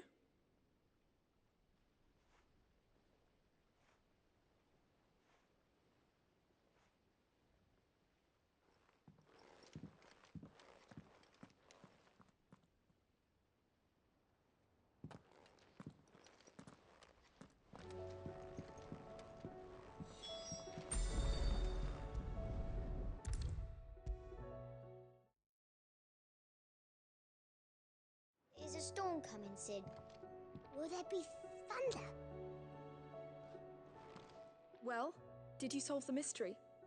It was as you thought. The children had the scales, or the parts of them at least. They dismantled them to see how they worked. Oh, no, Mid will have my head. Thankfully she won't. This might even have been her idea.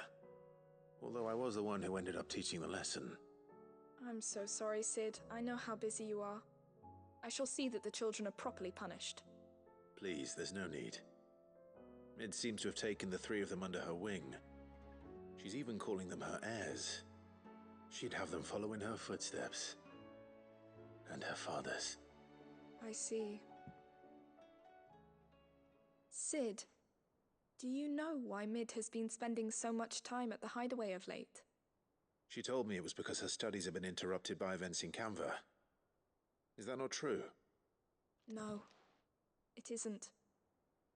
The university offered her a commission. In exchange for full tuition, room and board, they asked her to oversee the design of several new war engines. To anyone else it would be an opportunity, but to Mid, who lost both her parents to war, it was a bitter pill. One she was none too keen to swallow. But that should come as no surprise. She's only ever cared about bringing people hope. The very last thing war can be said to do. Which explains her heirs. She's working to give them a better life. And so should I. What's the odd engineering lesson? You've given them far more than that, and I'm sure they're very grateful.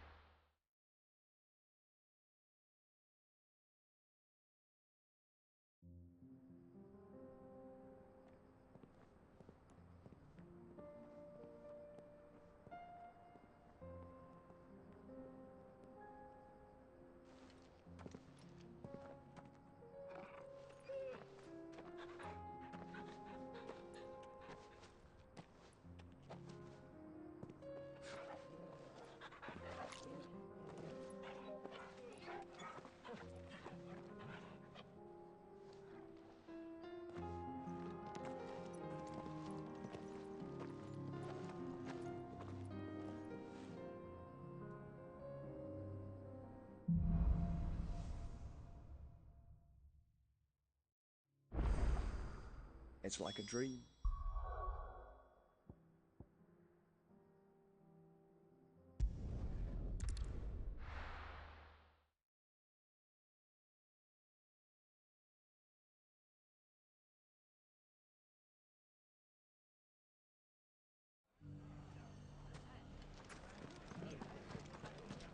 The bandits may be no more, but look what they've left us with.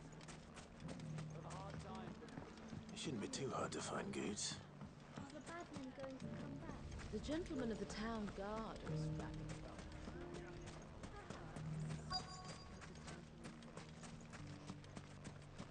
Could be I know something more. Clive, listen! I've found someone who says he's heard the rumours about Nan. Have you? Go on. Tell him what you told me. All right. It's like I said. A wizened old crone by the name of Karen's been selling steel to whoever will pay her price, be they knight or knave. Says the more swords and spears she puts in people's hands, the more war they'll wage. And the more war being waged, the more call for swords and spears. And who will they all turn to keep them in steel?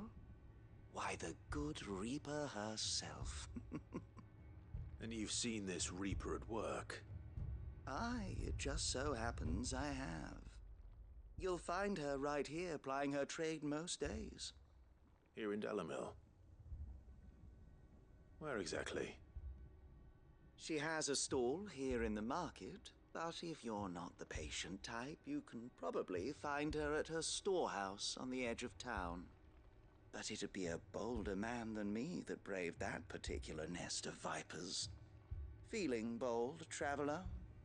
I hope so, for your sake. Now, if that's all, I have places to be. Sorry to have kept you.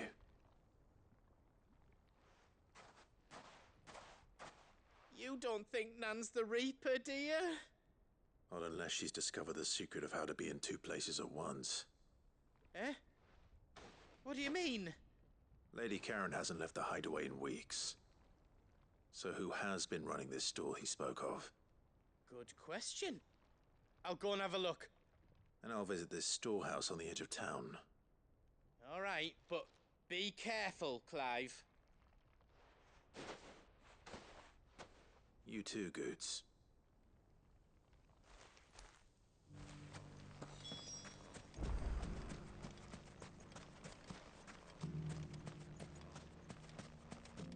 The finest sell swords in Storm couldn't hold a candle to our new town guard.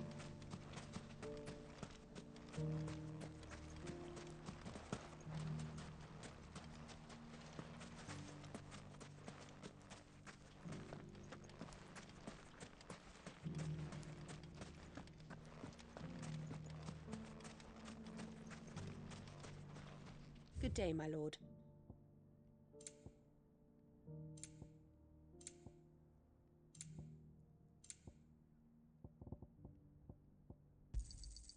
Here you are. An excellent choice. Fare you well.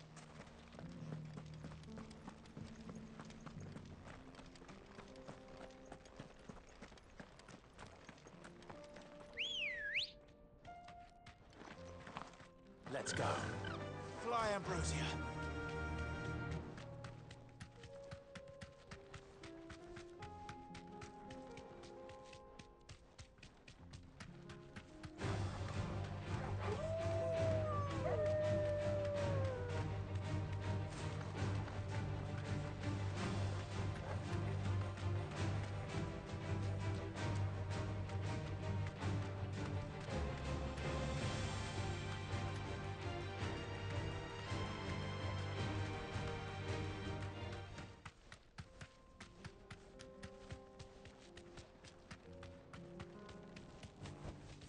I can walk from here.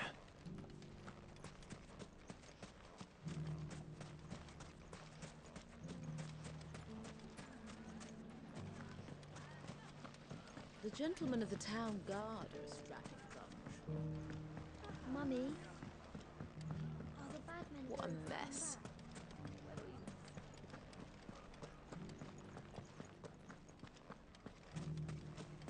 You fought very bravely.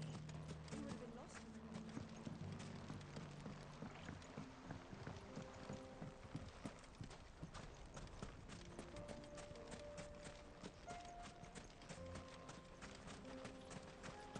Time to brave the Viper's Nest.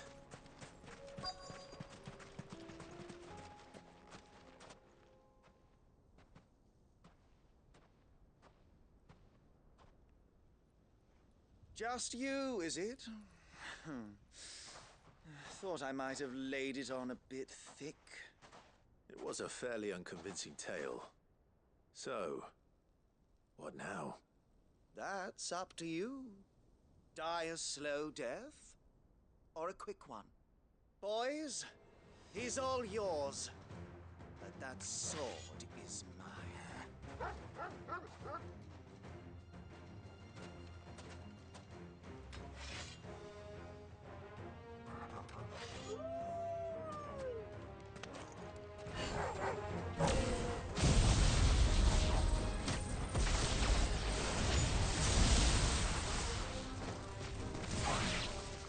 Leave now and we can pretend this didn't happen.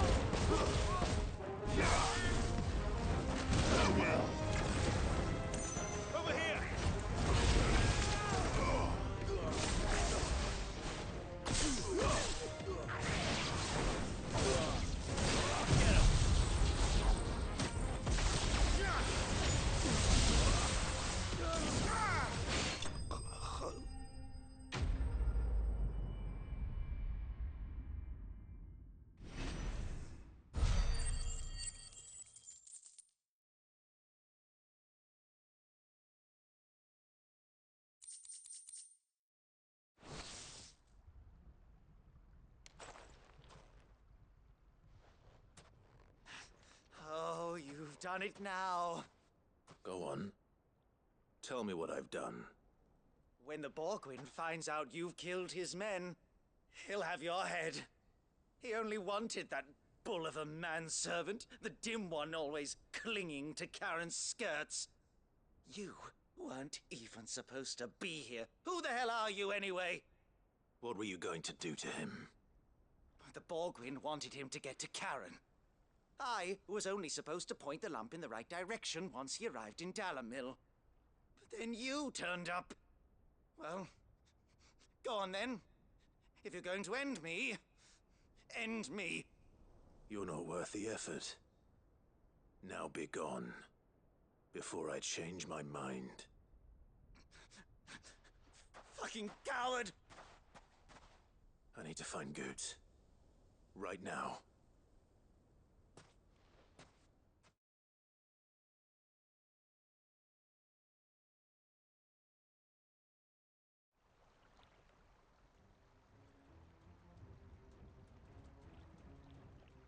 Get your filthy paws off me, you naughty-pated lout! Stop calling me names!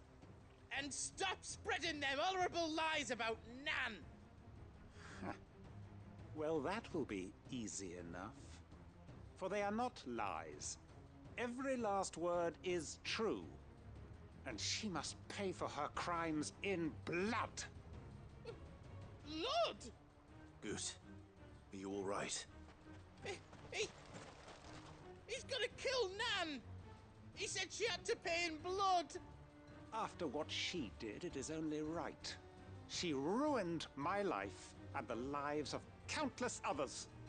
That loathsome harpy's very existence is a crime, and I will not allow it to continue. Goots, was it? I have no quarrel with you. Only with your employer. Run along now. You need not pay for her sins. No. No? I don't care what she did. I won't let you hurt Nan. Promise me you won't hurt her, or I'll kill you myself! Goot, no. Enough, all of you!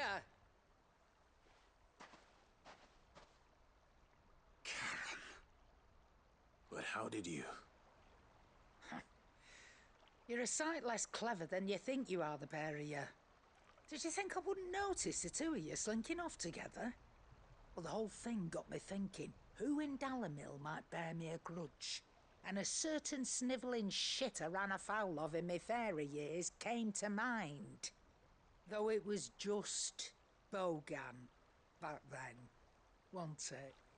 I thought the years might have taught you some sense, but I see you're the same pants-pissing craven you've always been.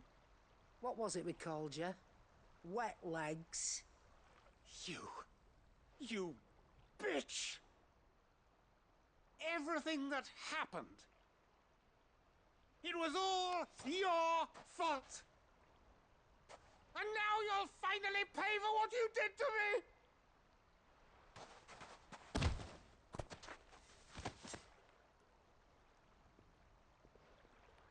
Goots, you... If you want a piece of Nan, you'll have to go through me.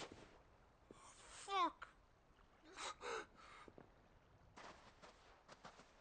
You great galoot. Out of the way, I can handle this myself. So, wet legs, you remember what you told me when we last met? An eye for an eye. Wise words, Sam. Wise words. And now, it's time to collect.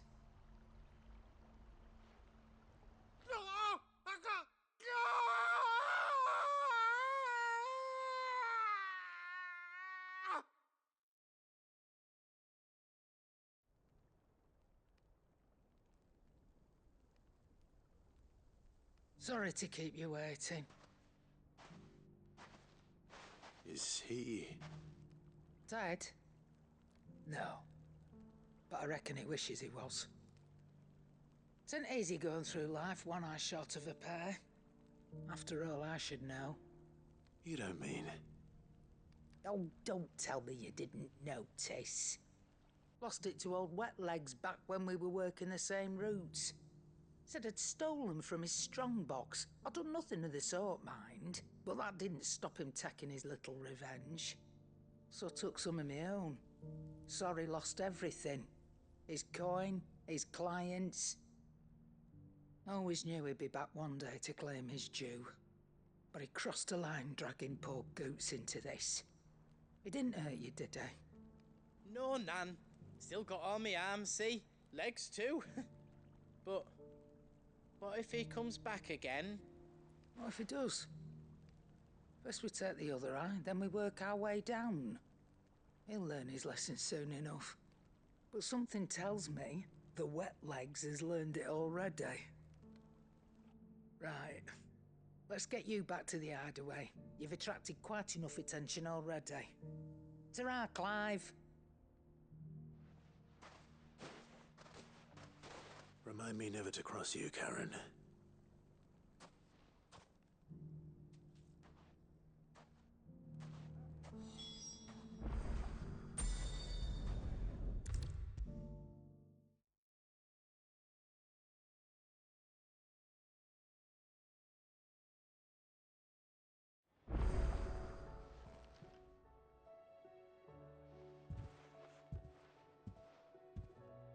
Nothing like a dish of cold vengeance to foul the gut.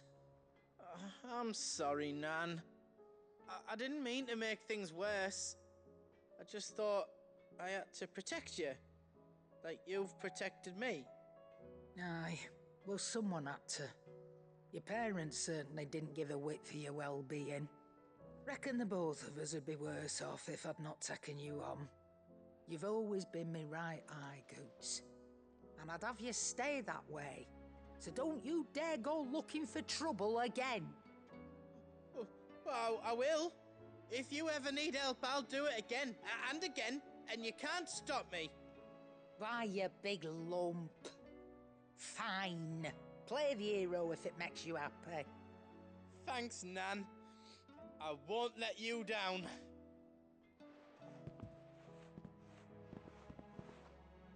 There's nothing he wouldn't do for you. That's as maybe.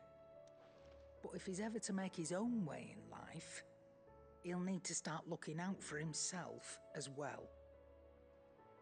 Till then, he'll need people to watch his back, just like you did in Dalamil. Don't think I didn't appreciate that. Of course. His family. Stop it. You make me one good eye, mister. I don't go thinking that'll do you any favours. A potion today'll cost you the same as it did yesterday.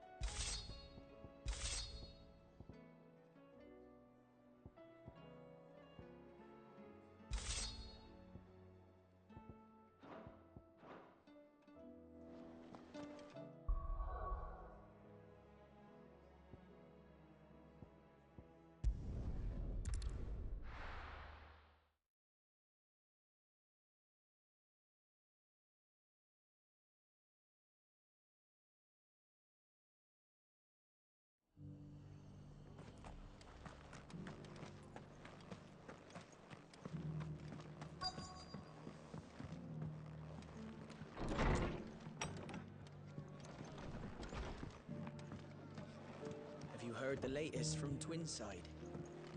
That the Empress is no more. Ever trust? Fate seemed bent on driving me from my inn.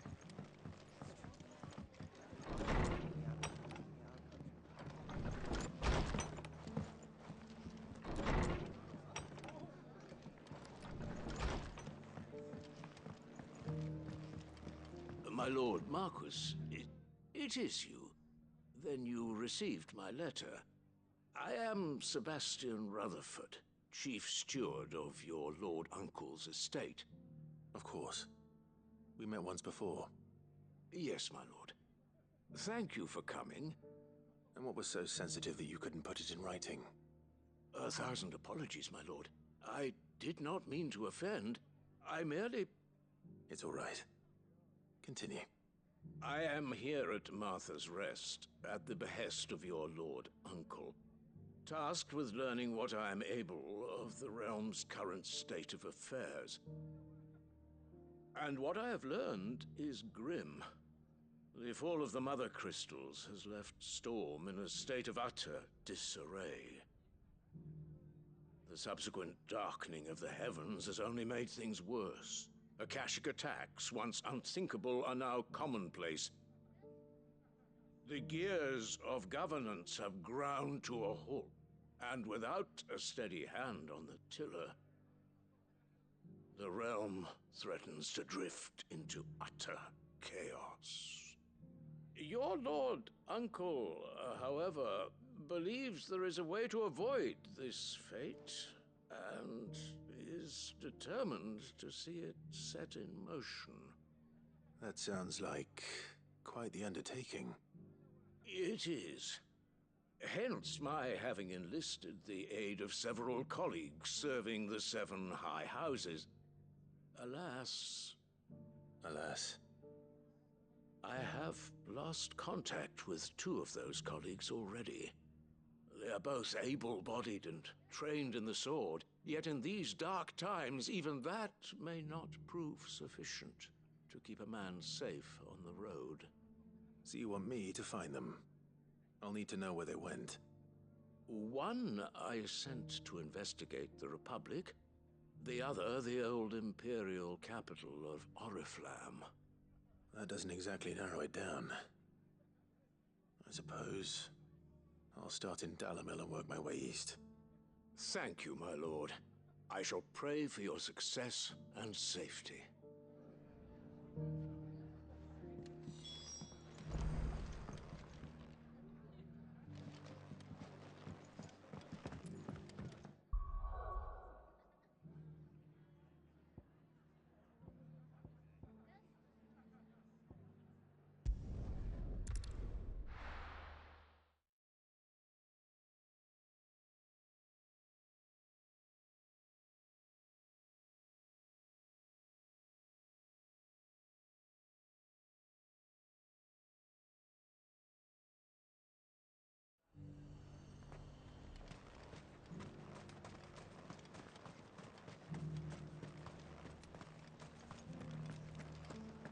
There were ghosts at the gate, not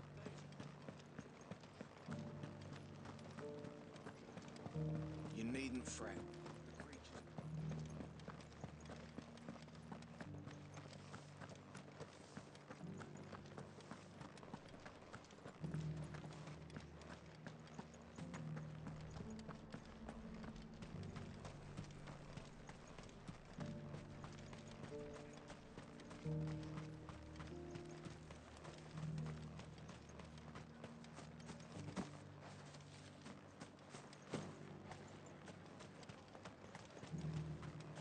You heard the herald?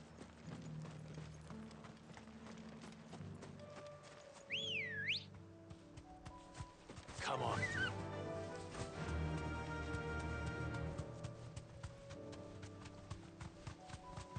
Ep14 said I should be able to find what I'm looking for somewhere nearby. Bright blue dragons and bright yellow flowers. Should be easy enough to spot.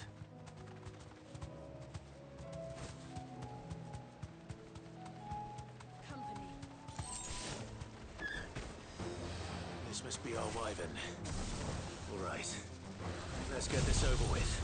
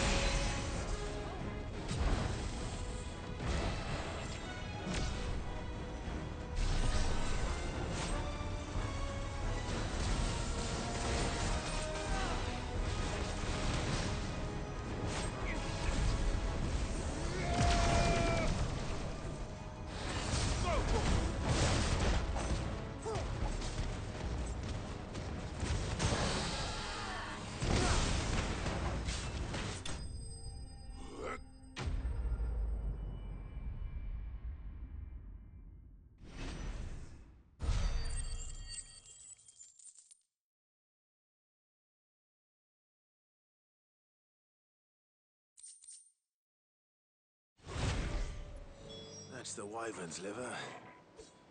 Now I just need to find the herbs. Bright yellow with a heady scent.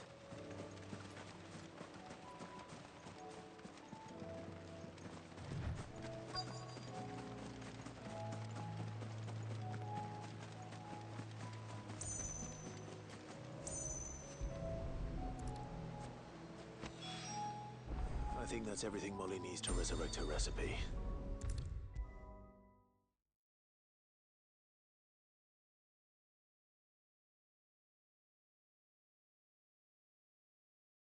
Seems the hideaway's lost its... So, did you have that word with Tomes then? I did, and he was as helpful as ever. He told me exactly where to look, in fact.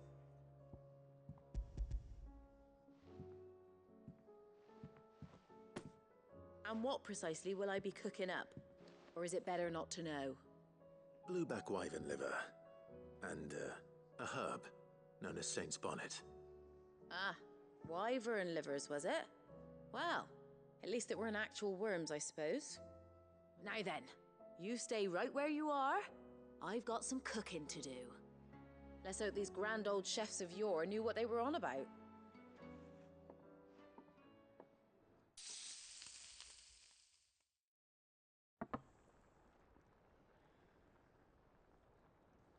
And here we have it. Fried mortress of skyworm. Ivan's offered to make sure it's fit for consumption. Well, I say offered. He as good as begged. And rightly so. Is there any higher honor than partaking in a slice of culinary history?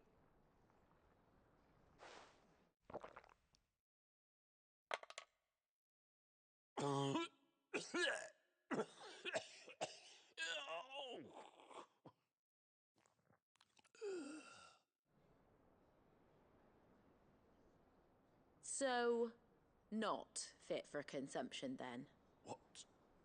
What witchery is this? The crackle of the crust gives way to an almost violent richness. Yet, it is the piquant kiss of the saint's bonnet that tames this savage dish. It is a tour de force. A force of nature, even. A maelstrom of flavor and sensation. A graceful beast emerging from centuries of slumber. I think he likes it. Well, I can't quite tell with all that nonsense he's talking. But I reckon you might be right. It was decent then, I take it. Decent? It's remarkable. and I defy any man to say a word to the contrary. Sid, might I suggest that you command a party of your finest men and women to procure a dozen blueback wyverns forthwith? I'll give it some thought.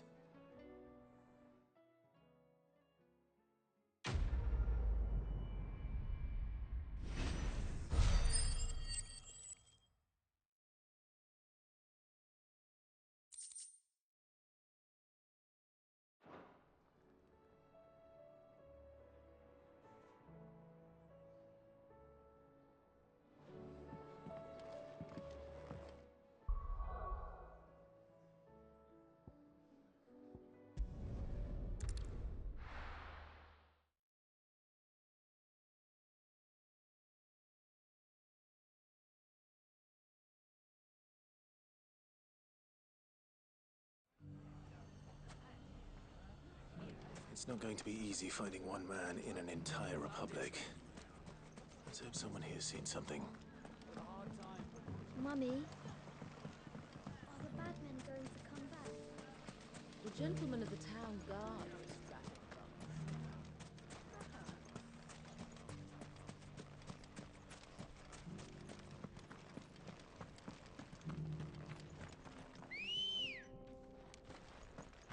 Let's go. Run like the wind.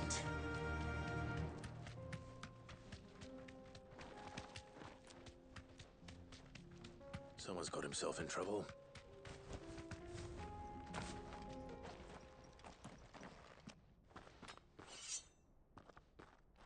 I don't see your master here, so you can start by giving us all the coppers in your purse. I already told you, I have nothing. Then maybe we'll take that pretty outfit and the steel you're wearing. Please! These men are trying to rob me! I'll deal with this. Thank you. You that one's master, then? If you kindly pay the coin he owes us, we can pretend you didn't draw your blade on Republican soldiers. Or you can go back to your garrison and I won't report you to your captain. Oh, you're more than welcome to. He hasn't had many visitors since we slit his throat.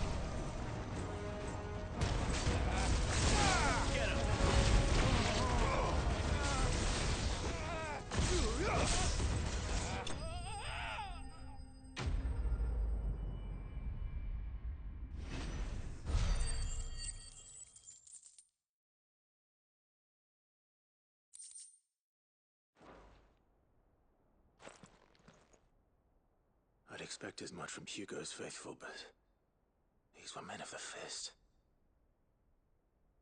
Much has changed in the Republican army since they lost their rock. You've seen this kind of thing before, then? Many times. I was sent here to observe the situation. You're one of Rutherford's men. He sent me to look for you. Well, then you have my thanks. I fancy I could defend myself against one, perhaps two, but a whole regiment. I arrived in Dalimil several days ago, but when I called upon the captain of the local garrison to make inquiries, his men confiscated my effects and locked me in a cell.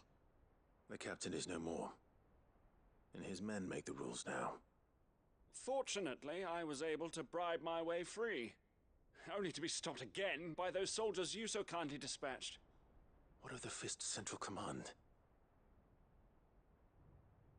Surely they wouldn't allow such lawlessness amongst their ranks. I would imagine they are unaware of it. Most of the army has fallen back to the capital and hunkered down behind her walls. Those who weren't recalled now rule the fringes unchecked, answering to no one but themselves.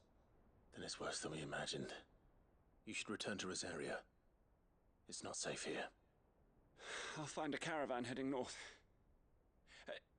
You won't mind if I borrow one of these soldiers' coin purses?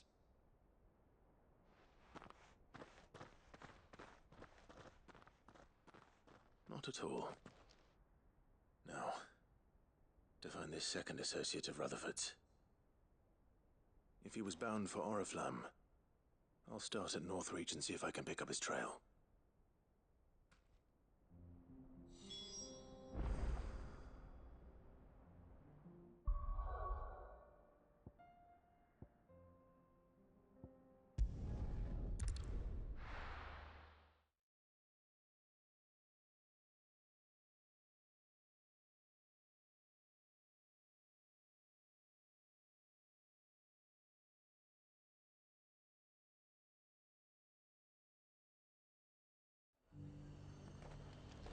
There's a lot of road between here and the capital. Rutherford's man could be anywhere.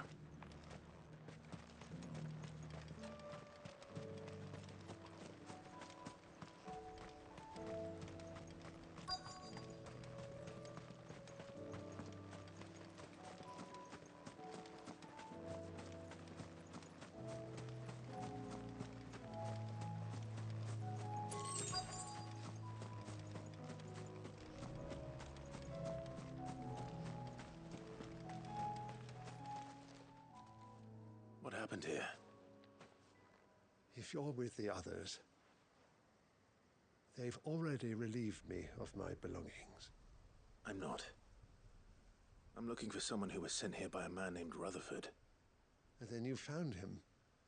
I am Alistair Rockford, attendant to the Lady Ariane of House Wellesley. Of the 7 high houses of Rosaria. It's been a long time since last I saw my great-aunt. Is she well? My Lord Marquis? Yes. Yes, she is. The Lady Dowager has granted me leave to assist your Uncle Stuart. I was on my way back from the old capital when I saw some villagers being robbed on the road here. Bandits? They looked more like field hands, but it didn't matter in the end. I did what I could to help the victims, but all it earned me was a pommel to the temple. Which way did they go? South, toward the gate. All right. I'll take care of them. Founder knows I've met enough of their kind. You head back to Northreach, visit the Vale, tell them I sent you. Thank you. I shall. Founder be your shield.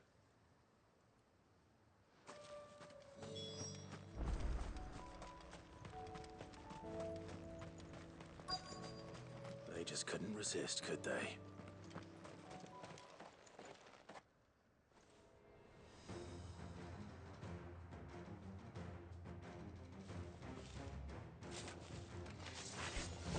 This one's ours, pretty boy.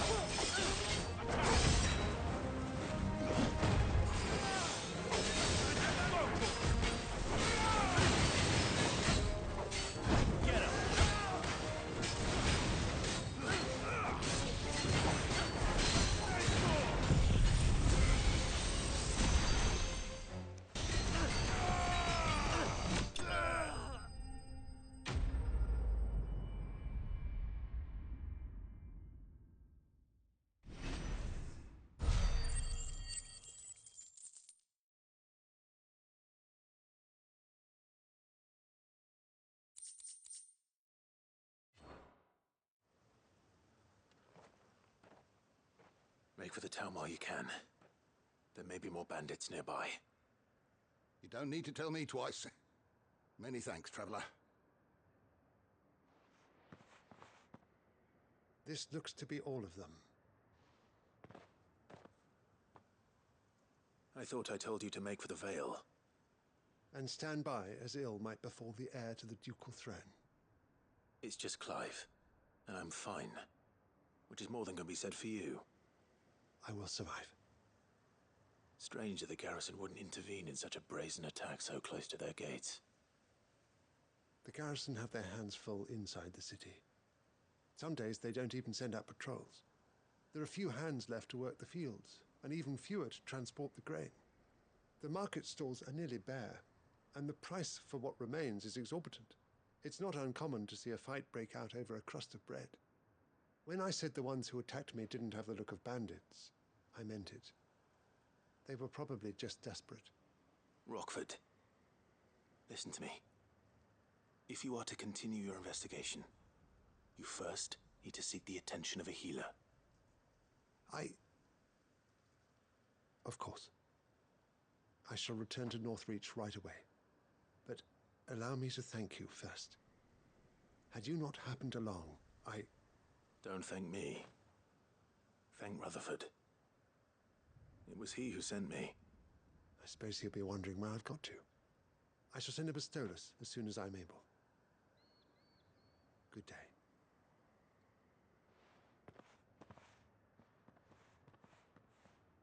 My uncle certainly has his work cut out for him. If it isn't already too late.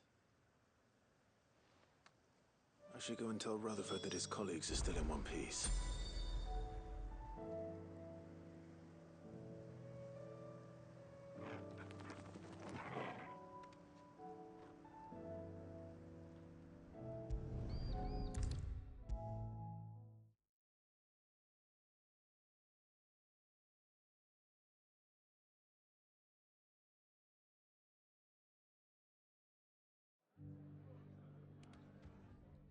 I see you're still here.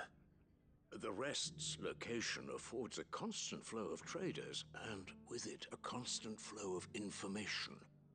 Speaking of which, I received word from both my associates. They have resumed their investigations, thanks to you. I only happened to be in the right place at the right time. They both seem to think the realm's prospects rather grim. I am afraid that grim would be putting it lightly. Storm is in crisis, and if we are to free her, we must work quickly. And we must work together. Such is your Lord Uncle's wish. As it is mine.